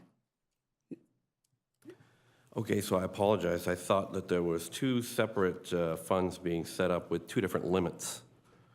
The limit is the same? There's no break-in limit? One's 500 and one was 1,000 is what I was understanding? So I think that's what's under consideration now, is to actually, depending on the need, again, it's not a blank $500 check that's cut to a creditor. They have to demonstrate a need, and depending on what they provide us in terms of documentation on either medical bills, again, rent assistance, utility, there's documentation that they need to submit. When we add that up, that's when we take a look at the available funds that we have through the ACF and are able to determine the amount that we're able to fund. It could be $250, or it could be, up to 500. What we're trying to do is to be consistent across the board for all of our clients, to be, again, fair. But it goes back to what their immediate needs are. Every family, every client is different. If I could also just add a little bit right here, I think you're asking what's the difference. The Contigo Fund is being set up to address needs of those who have been affected by the immigration issues that are going around right now in our city. And so that is separate. Then that needs to be tied back during that case management interview, during that discussion, how they're being affected. So it may be directly affected, it may be affected through their family member, which affects the family income. And so the Contigo Fund has that correlation where the Emergency Assistance Fund is open to all Anaheim residents, regardless of this issue. So what is the max donated amount, or what's the cap on the grant? So normally in the general program of the emergency assistance, it is an ACF fund, and the city works with the ACF in conjunction. And in those grants, those have a max of $500. There is consideration, as Joe mentioned tonight. We could consider a max of $1,000 per family, per application, especially looking at the need of rent. And looking at the average cost of rent is pretty significant here in Anaheim. So that is also another consideration. I apologize, I didn't see any consideration in there to put a cap at $1,000 in the report, so maybe is that in there? I hate to ask, but You know, it has been evolving so quickly as we have all been working on this project. And so it may not be in the actual report, but it is under consideration. Okay, so the next question I have is, who's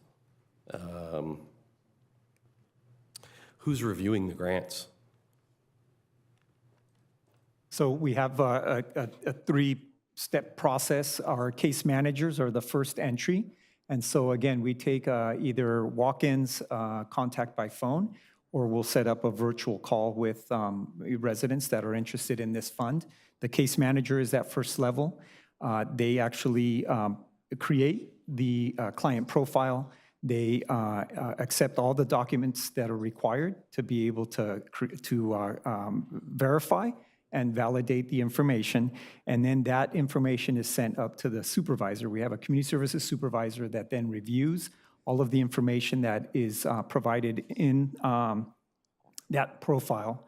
Once reviewed and approved, it moves on to our superintendent, who then does kind of a third review, again, checking to make sure that all the documents are all on the up and up and correct.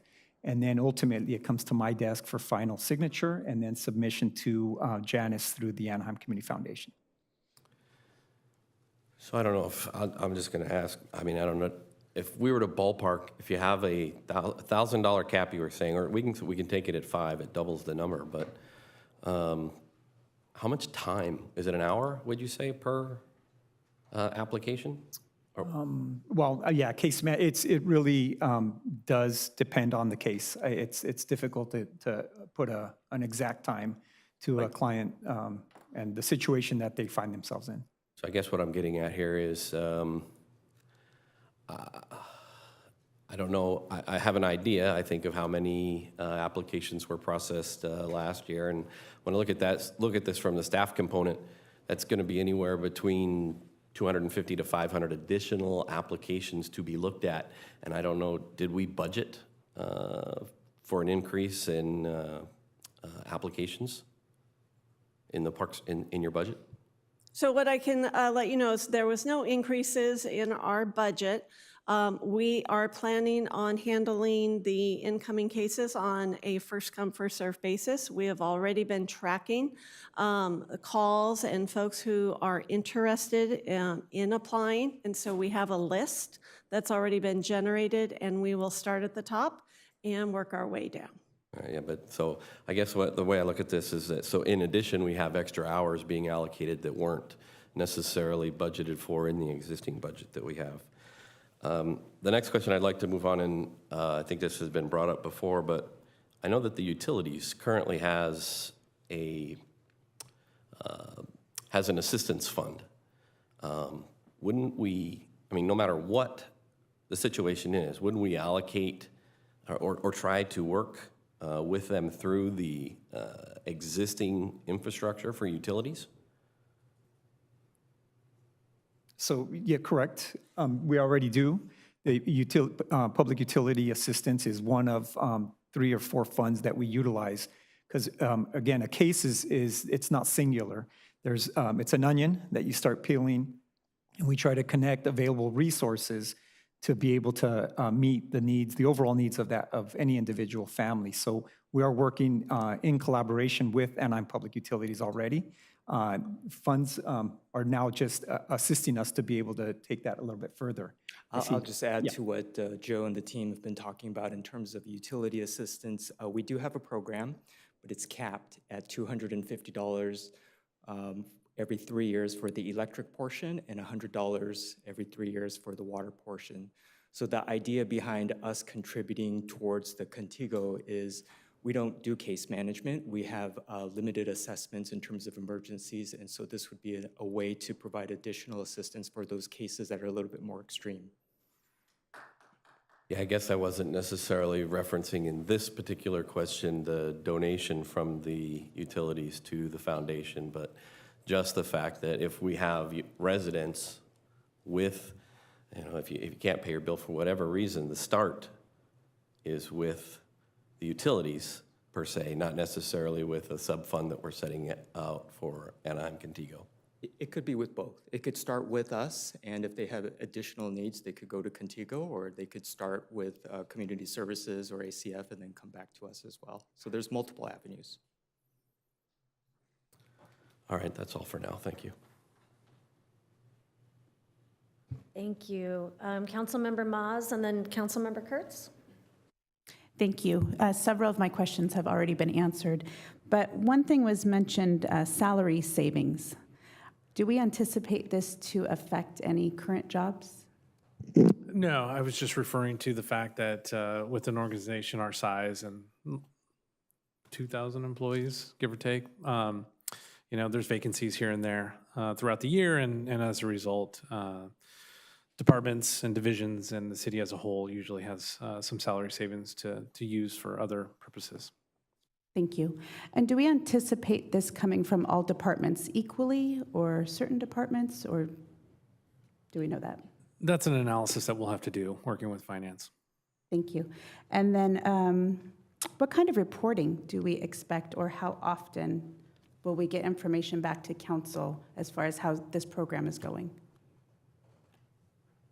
We haven't settled on an exact reporting schedule, but certainly would take the input from council on that and on how often you would like us to report on not only the stats and how many people have been assisted, but how the fund is doing and how we've been able to fund it quarterly, monthly, bi-weekly.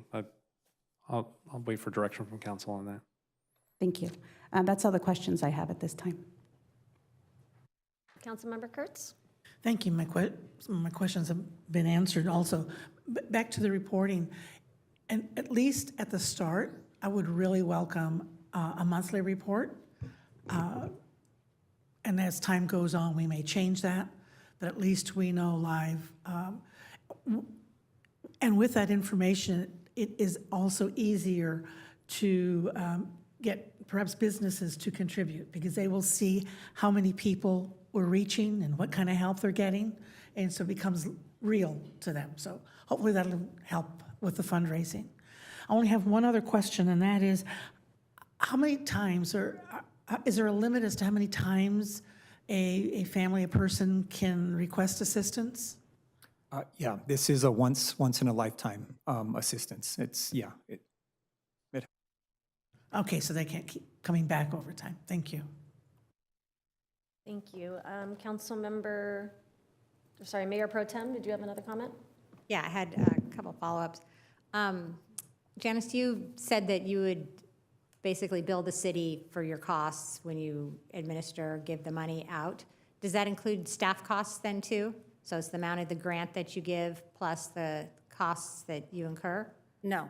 This is in discussions with staff, this would be reimbursable, the amount of the grant only. Just the grant, okay. Yes. And I'm sorry, Greg, but I'm going to take issue because last year's budget, we had to make cuts mid-year. We did not have this magical savings from our operations because we were under revenue collection. And to sit here today, 3 weeks after adopting a very tight budget, you can sit there and say, don't worry, we'll have these savings of $250,000. I mean, do you really believe that? I believe I said that we will undertake an analysis to see if there are savings. As you know, if there are not, there are other things that we would have to look into, right? Like cuts. And it could be cuts, it could be reserves. It could be using other funds that exist, other restricted funds for other uses. And so I don't have the answer tonight. I don't. But I'm also not guaranteeing. I'm sorry, but I'm yeah, also not guaranteeing that we're going to find tomorrow 250,000. tomorrow. Because like you, I know that we passed a very tight budget, and there's not fat in this organization, and revenues are tight. And so, yes, if I sounded like I'm going to find this money tomorrow in this budget, that's not what I intended. But there needs to be some work done to see if there is anything there, and if not, then obviously we would look at other options available to us. Well, I would certainly prefer to understand those impacts before we make any commitment to funding this. And when you do that math, you're talking about 500 winners. You're gonna have 500 people in the city that get $500. And we don't need to worry about like ongoing reports for this because probably a month, 1 month report and it will be gone. And we haven't really done anything substantial to solve the problem. I mean, I really believe that this immigration issue, we need to address at a legislative issue, at a legislative level, and work with our legislators to figure out pathways to citizenship and how to resolve this issue that's been out here for decades. And throwing $250,000 because it makes us feel good doesn't solve the issue, and these people are going to continue to have issues. This administration is going to be in office for a number of more years, and we are 1 month of services to 500 people aren't going to make a significant impact. Maybe to those 500 people, but we have a lot more of that in the city.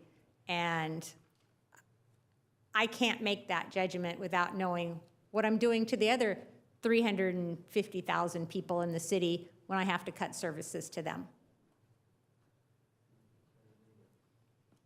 Thank you.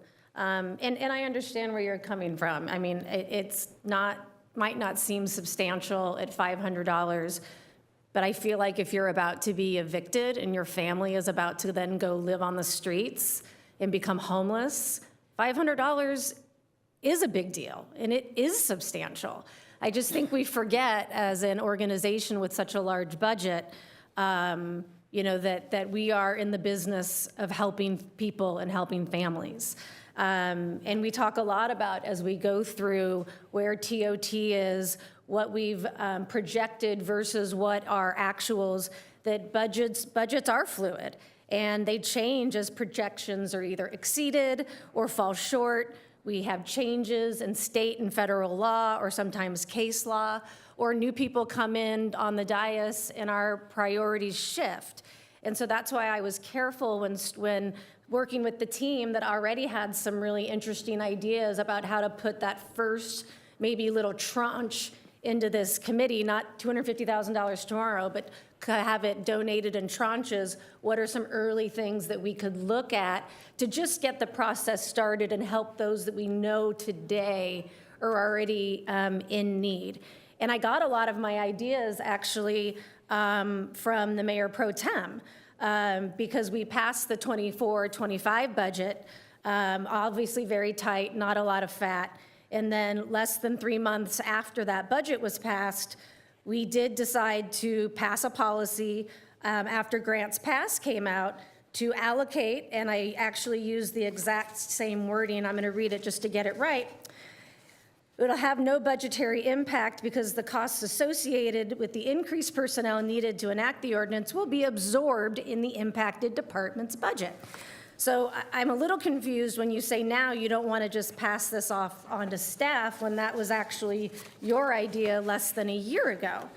And from the one department alone, from September 2024 to June 2025, that reallocation of just one department's budget was over $3.2 million to arrest and move unhoused people.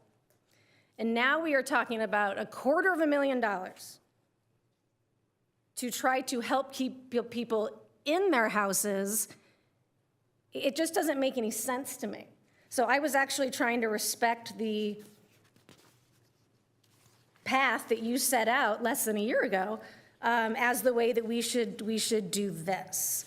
So, I mean, it just doesn't seem logically consistent. I think that, like COVID, we are called right now to meet this moment with compassion and expediency. Current immigration actions are sowing fear among our residents and intimidating our communities. Unjust enforcement every day is tearing our families apart, and it's tearing at the fabric of our community. It's endangering our economy. It's terrorizing children, adults, seniors, and we are here to advocate for residents. I mean, these families are Anaheim families. They are made up of U.S. citizens. They are made up of children of mixed families. They are made up of legal residents that are all getting caught up in this. And we made a commitment when we announced Anaheim Contigo. We made an announcement without financial support, which was lost on me at the time.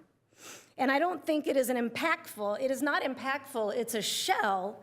It's a facade of unity with the community if we're not willing to put a dime towards helping our residents.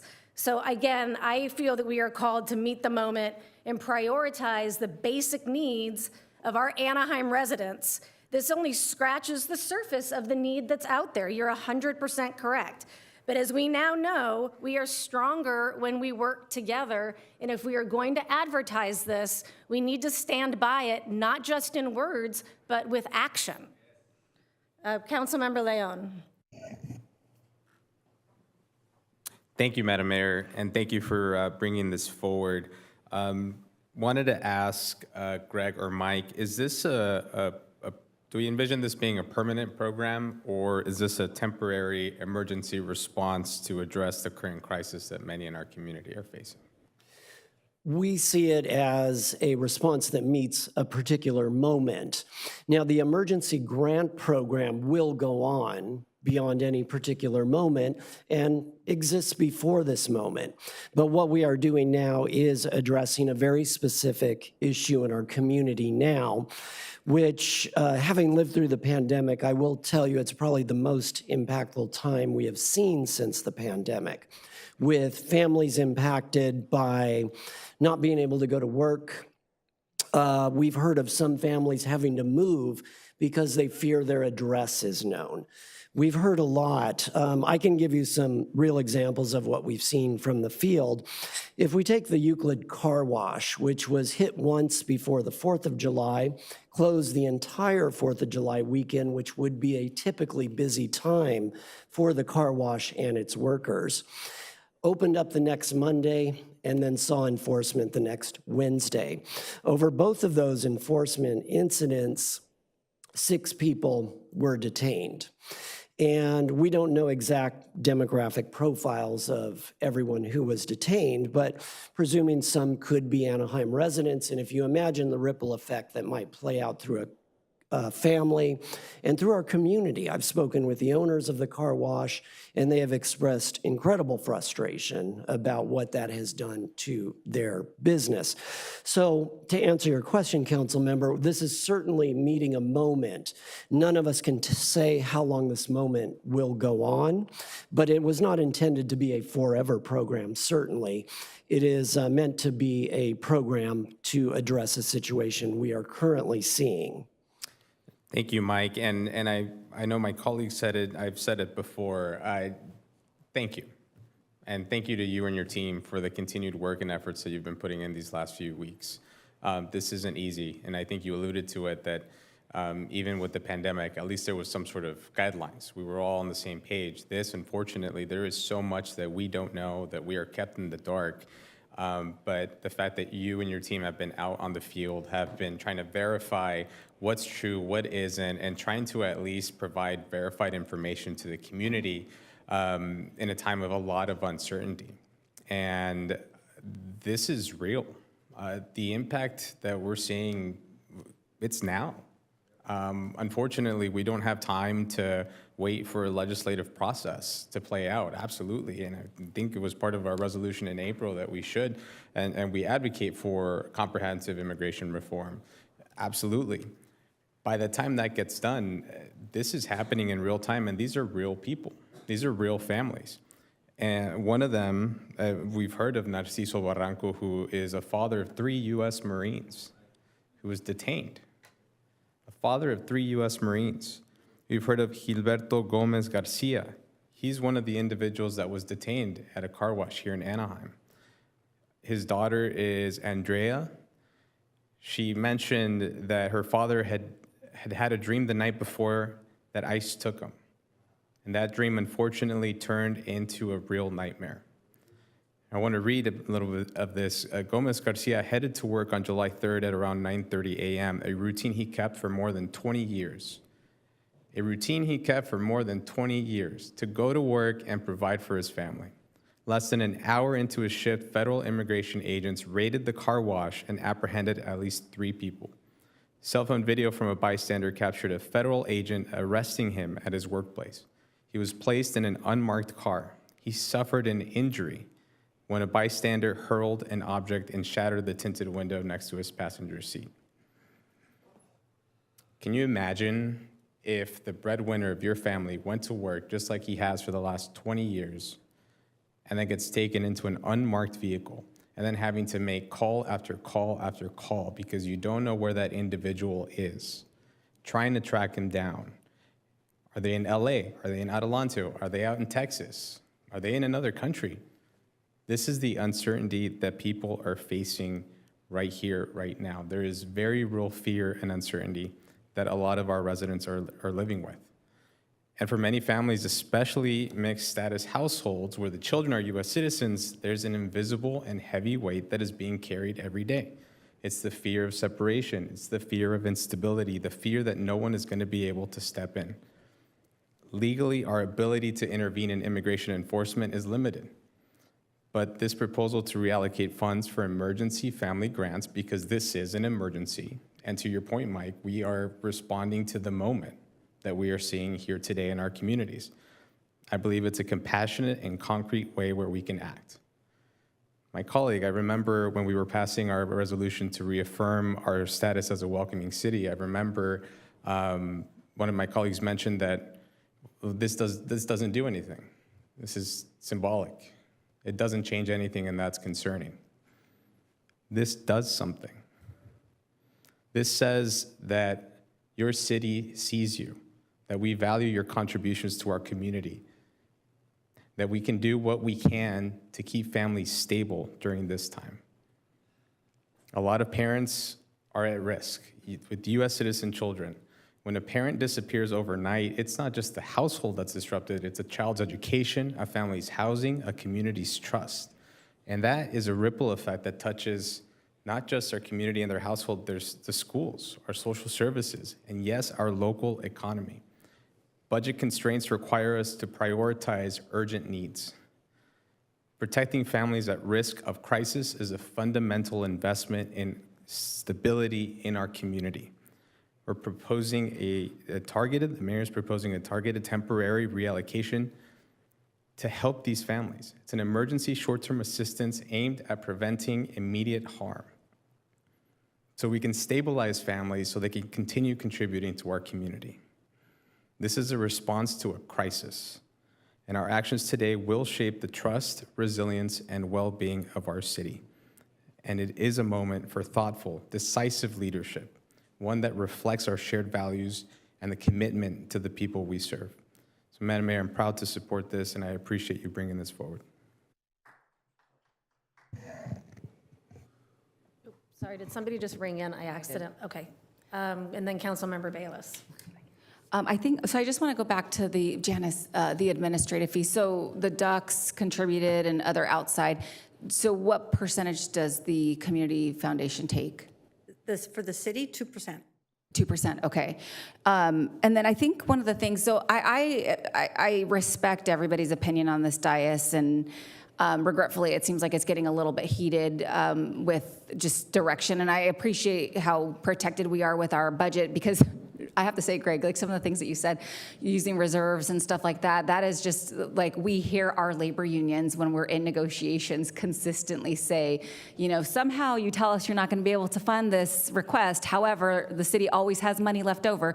So, and when they say that, it makes me cringe because I don't want to believe it. But I think be careful with the whole reserves thing too. So I think my recommendation would be, why don't we take the $250,000 from what Disney gave for the housing and community development. This council has the ability to reallocate that portion. I'm sure if it's in a fund where it's making some sort of money back, it'll replenish itself. So that would be my recommendation, so that we don't have to, because the mayor read off and quoted something about Councilmember Meeks. However, I think what was absorbed there was costs that were directly coming out of those departments that we're servicing. So Public Works was absorbing, Anaheim PD had to reallocate their resources internally to their budget. So it wasn't necessarily we're taking from a position that's not there or just finding the money. It was those departments were being asked to redeploy their resources to meet the needs of the community, which is something that we needed as a city. My residents were up in arms about the situation that we had, and we needed to provide solutions, and I'm glad that we did that. So my recommendation is, since we don't want to go back and forth on the budget, we definitely never want to go into reserves because that impacts our bond rating, and we don't want to give our labor unions the idea that that's a potential opportunity, because it's really not a solution. I would recommend that this dais consider taking the money from what Disney funded, what was it? How much do we have now? 8 million of it? 15? 15. So I would recommend we take that money from there. And then also, so I would like to make a motion to say that we take the money from the Disney funds and then also increase the amount to 1,000 from 500, because 500 is nothing. And 1,000, and if they can only apply one time, at least it's 1,000. So if I can get a second for that.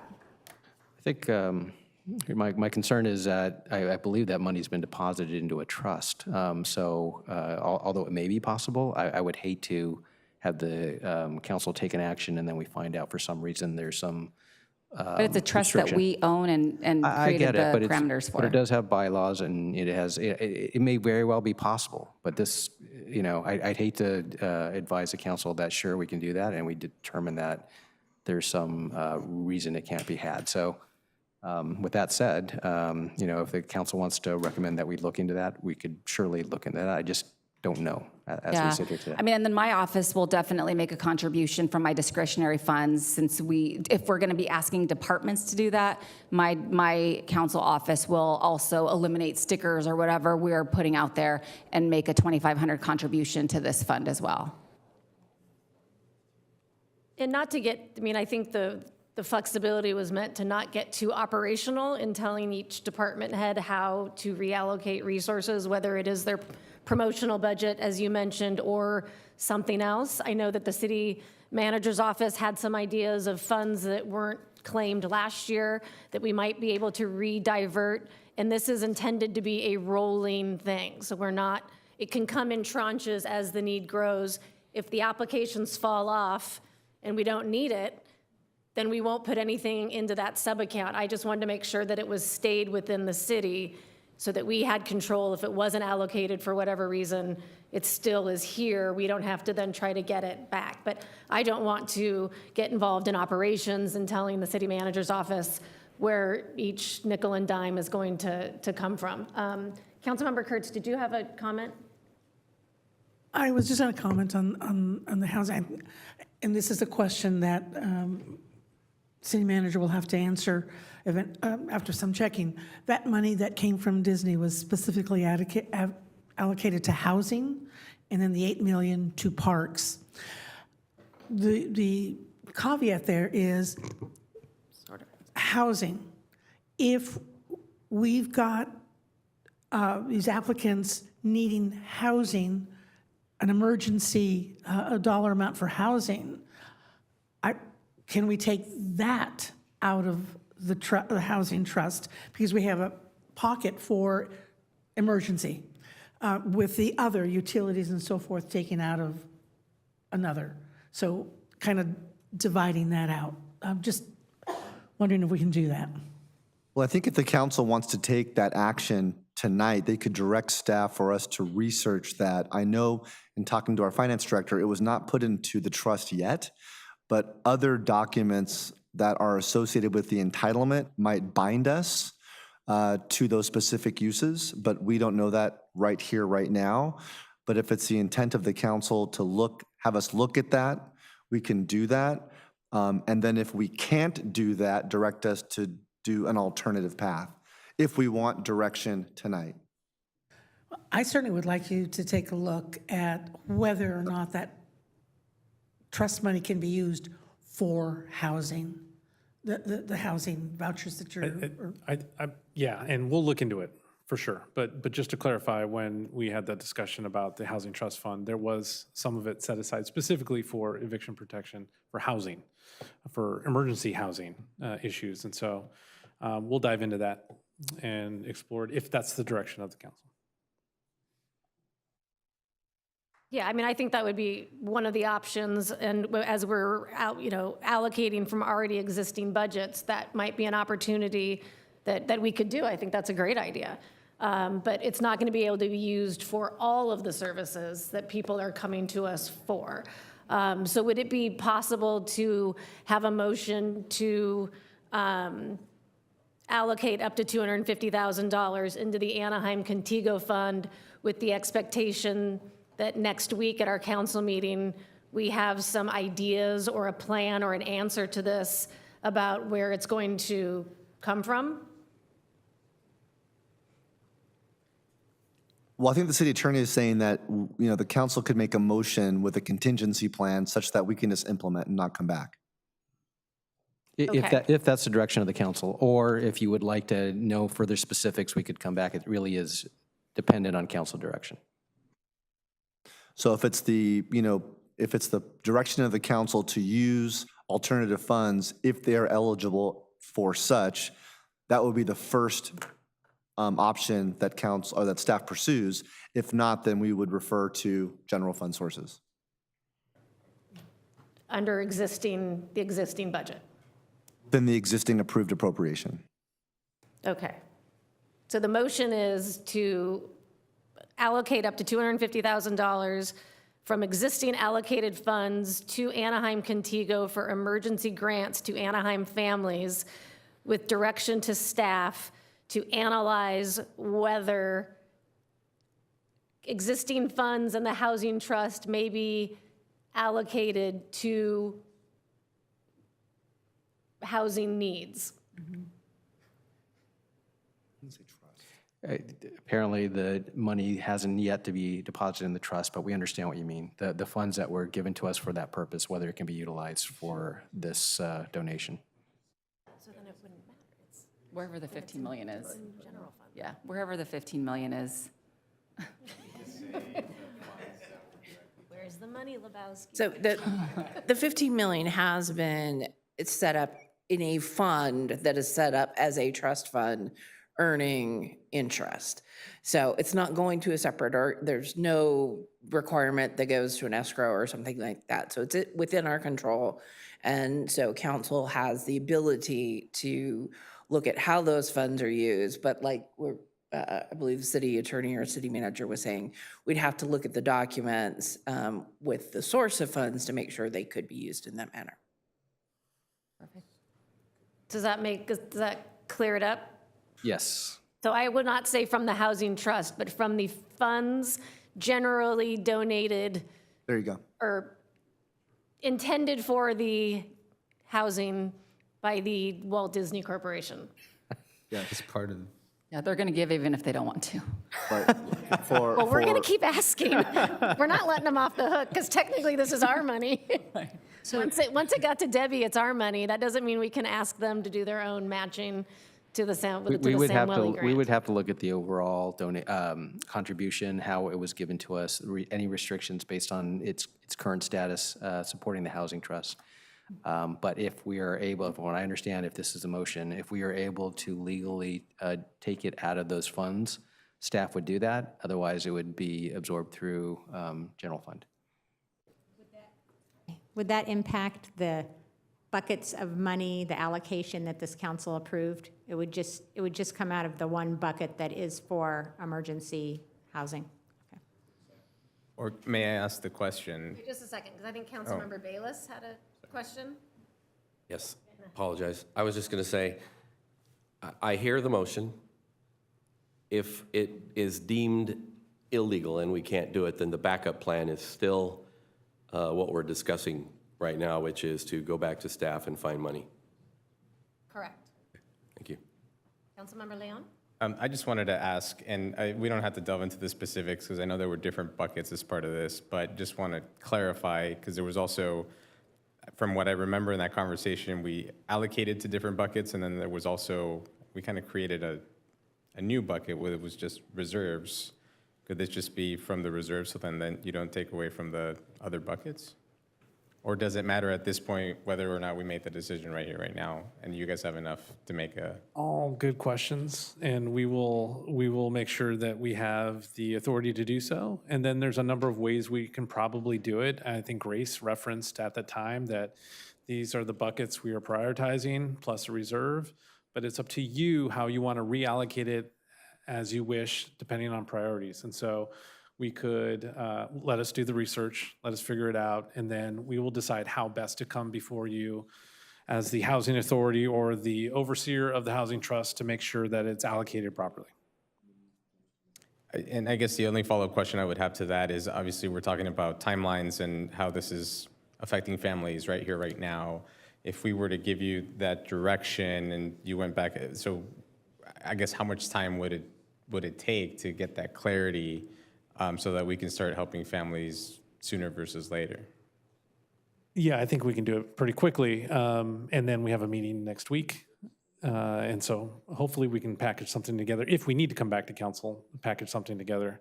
Also, I'll note that there is money in the pot already that the ECF is utilizing. And so I think it does give us a little bit of a window to figure this out. Okay. Madam Mayor, would you mind restating your motion? Okay. Yeah, and Mayor, if I could just, before you do that, I'm also pinging our Housing Authority Director who's listening into the conversation right now. And so she's citing some other possible housing sources of funds that might be able to be used for this purpose. And so maybe the motion could be that we utilize other sources of funds other than the general fund first, and as a last resort, rely on the general fund for the balance. Cool with that. Okay, no, I think that sounds great. So we will, okay, correct me if I'm wrong, allocate up to $250,000 towards Anaheim Contigo for emergency grants to impacted Anaheim families, coming first from current housing resources, and if not enough to meet the need, move toward, have it come from the already allocated budgets across city departments through a temporary reprioritization of spending. So step one is the housing dollars and grants. Step two goes to the reallocation, reprioritization of spending in the already allocated budget, city department budgets. Okay, do I have a second? Second. Do you have another comment, Councilman? I do, but we can take the vote. It's not relevant to this, or it is, but not necessary for this vote. Councilmember Bayless? Sorry, I was just pointing. I'm trying to get this through in my brain here. You're right, I don't remember. So the first part, is that federal funds? It is not. So where is that bucket currently kept? It is kept in a fund, and it's called the Housing Trust Fund. All right, I apologize. I thought The Anaheim Housing Trust Fund. Okay, so this is the same bucket that Disneyland contributed their money to. That is correct. It's part of the development agreement for Disneyland Forward. All right.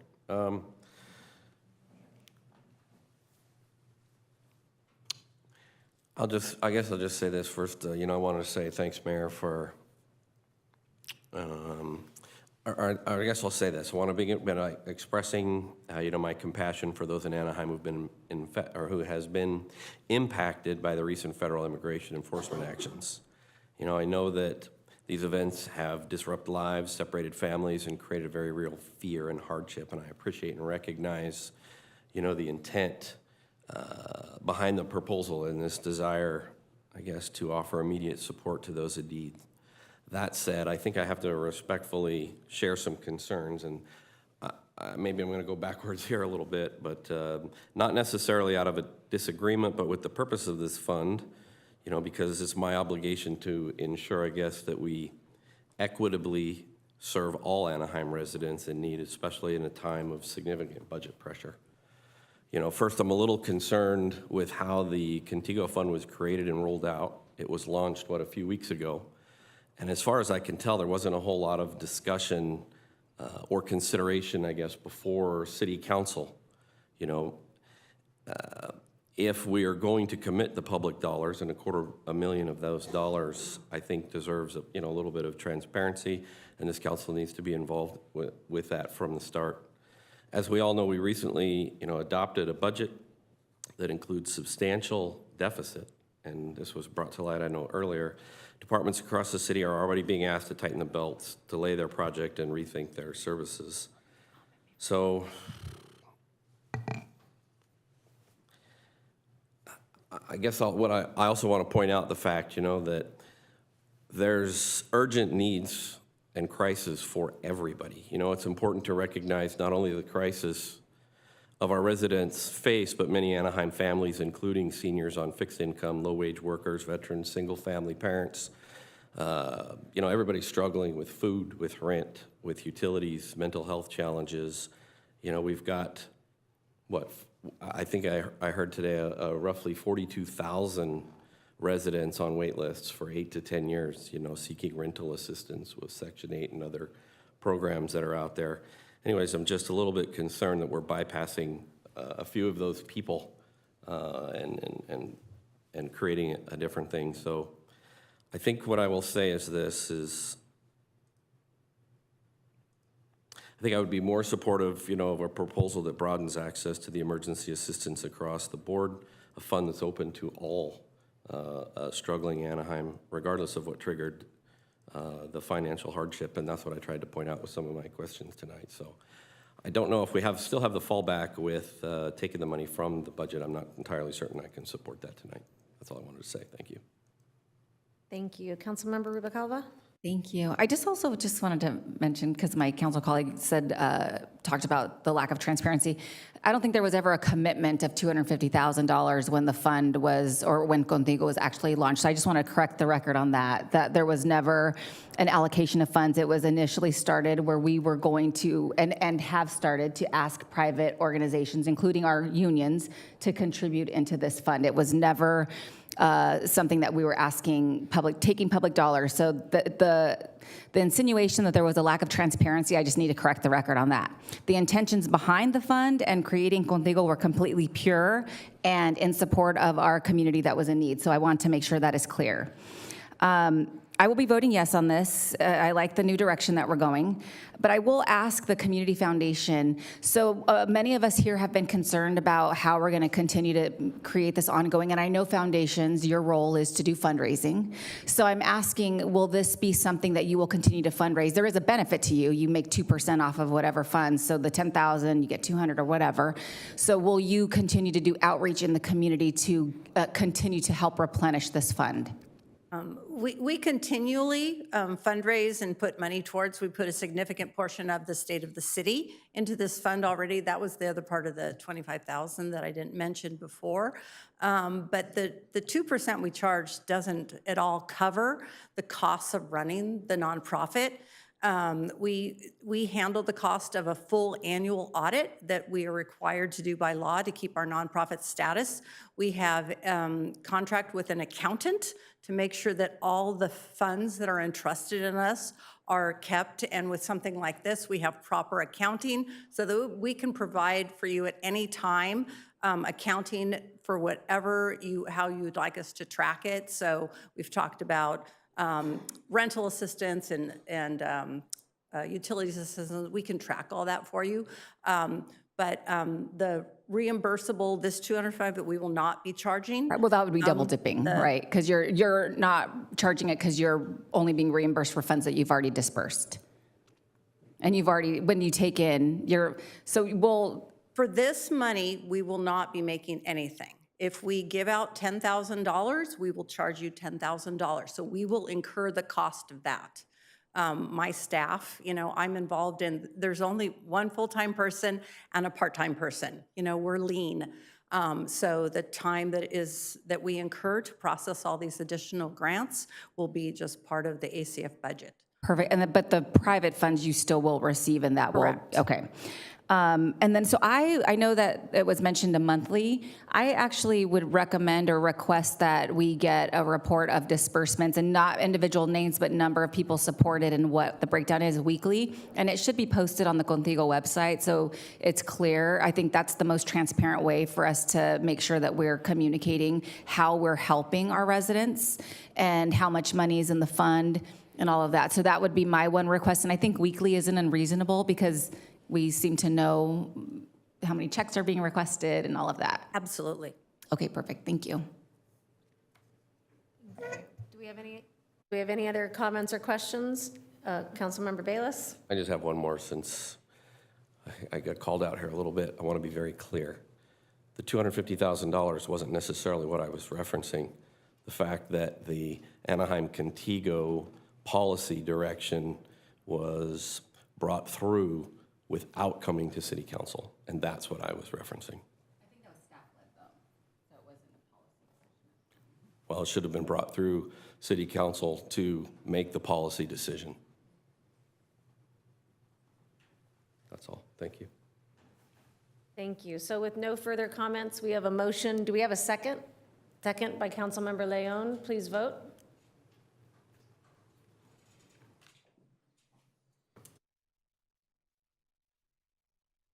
The vote is 5 ayes, 2 nays, nays by Councilmember Meeks and Councilmember Bayless. Motion carries.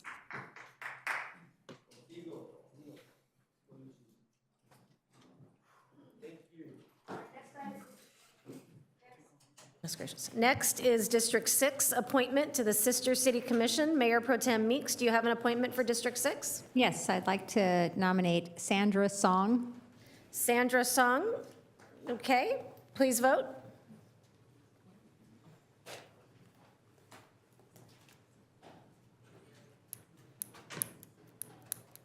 Councilmember Bayless?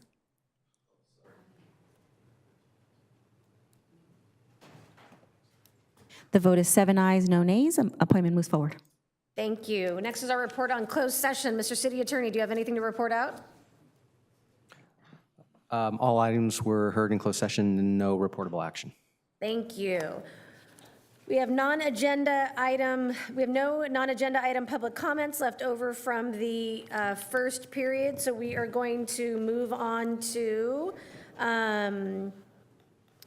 agenda items from the council. Does anyone have anything they would like to add to a future council agenda? Councilmember Rubalcaba? I would like to add a discussion on fireworks, and I mean, I'm doing this on behalf of my residents. I've had a lot of people very concerned about the firework activity. I know safe and sane are legal, but if we could look at the current policy in place, I know that this is something that was voter-led, but many of my residents have expressed concern about being able to do it in most of the city, but not all of the city. And they do feel that if we didn't have safe and sane legal in Anaheim, then the illegal fireworks wouldn't have such an impact. So I'd love to have you guys bring back what that would look like if it had to go onto the 2026 ballot for voters to decide again. And then with that, I also know that many of our nonprofits benefit from the fireworks sales. So if we can actually, I hear the numbers, but I don't believe them. So if we could get an actual assessment on how much these nonprofits are making, because it's a lot of time that they spend there, and if they're only making like $10,000, I don't know if it's worth it. So I'd like to know what that investment is for them, so that we're not harming our nonprofits, but figuring out a solution to help them. Thank you. Thank you. Councilmember Leon? Thank you, Madam Mayor. I just want to dovetail off of that, and it's not an agenda item, but I know I've brought it up before. As we're discussing fireworks, again, starting earlier versus later, about the potential of doing something on the west side of town that is professional and safe for everybody to go out to, whether that's fireworks or drones. I don't know what that looks like, and I don't know what the feasibility of that is, but just wanted to see if maybe we can have a conversation in regards to providing our community an alternative over here on the west side. I also wanted to agendize a recognition for Country Family Cafe and their 25th anniversary. This is a restaurant in District 2. And then I also wanted to have a follow-up conversation in regards to Brookhurst and seeing, maybe connecting with staff on what a plan looks like for the streets, if there are any design guidelines that we can consider, and how we move those forward potentially so that we can continue the ball rolling with Brookhurst and Little Arabia. And I think that's all for now, Madam Mayor. Thank you. Councilmember Kurtz? I'd like to request bringing in Servite High School and recognize their track and field team for winning the state championship. Thank you. Mayor Pro Tem? I'd like to add on to Councilmember Rubalcaba's item on fireworks to get an update on what our enforcement looked like this year, and if we had any positive impact from our new ordinance of holding property owners accountable. And then the other thing I want to agendize is an update on ATN. We entered into an LOU a while back on looking at their operations, and if you could bring that back to council and update us on the status. Thank you. Thank you. Councilmember Rubalcaba, and then Councilmember Leon, did you have another item as well? Yeah, I just wanted to bring in Lieutenant Jonathan Yepes for recognition for his retirement and his dedicated service to the city of Anaheim. Councilmember Leon? Thank you, Madam Mayor. One more item, Mr. City Manager, if we can see if it's possible to pull data just of the last few weeks in our city to see if we can analyze some of the financial impacts of the activities that we've been seeing in the last few weeks, whether that's TOT, taxes, everything just of the last, since the beginning of June. Would be curious to see what those numbers look like. And then the last thing, not an agenda item, but I did want to wish our Assistant City Clerk a happy belated birthday. I think her birthday was on Saturday, if I'm not mistaken. So, Santa, thank you. What was your first one? Agendizing, I see we were going to end on the happy note with the birthday. Agendizing, whether it's a memo or information on the financial impacts of the last, if there's any financial impacts in regards to the enforcement activities we've been seeing since the beginning of the month in regards to TOT, taxes, all of the all the financials on the city side. Okay, thank you. And again, happy birthday, Susanna. Happy birthday, Susanna.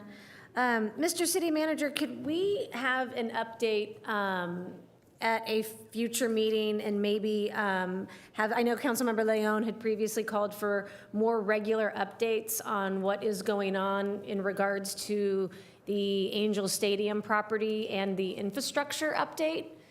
Even if we have a report that nothing has taken place, I think it would be helpful to have at least monthly updates about what's going on at the property and any potential contacts we have between the city and the Angels organization.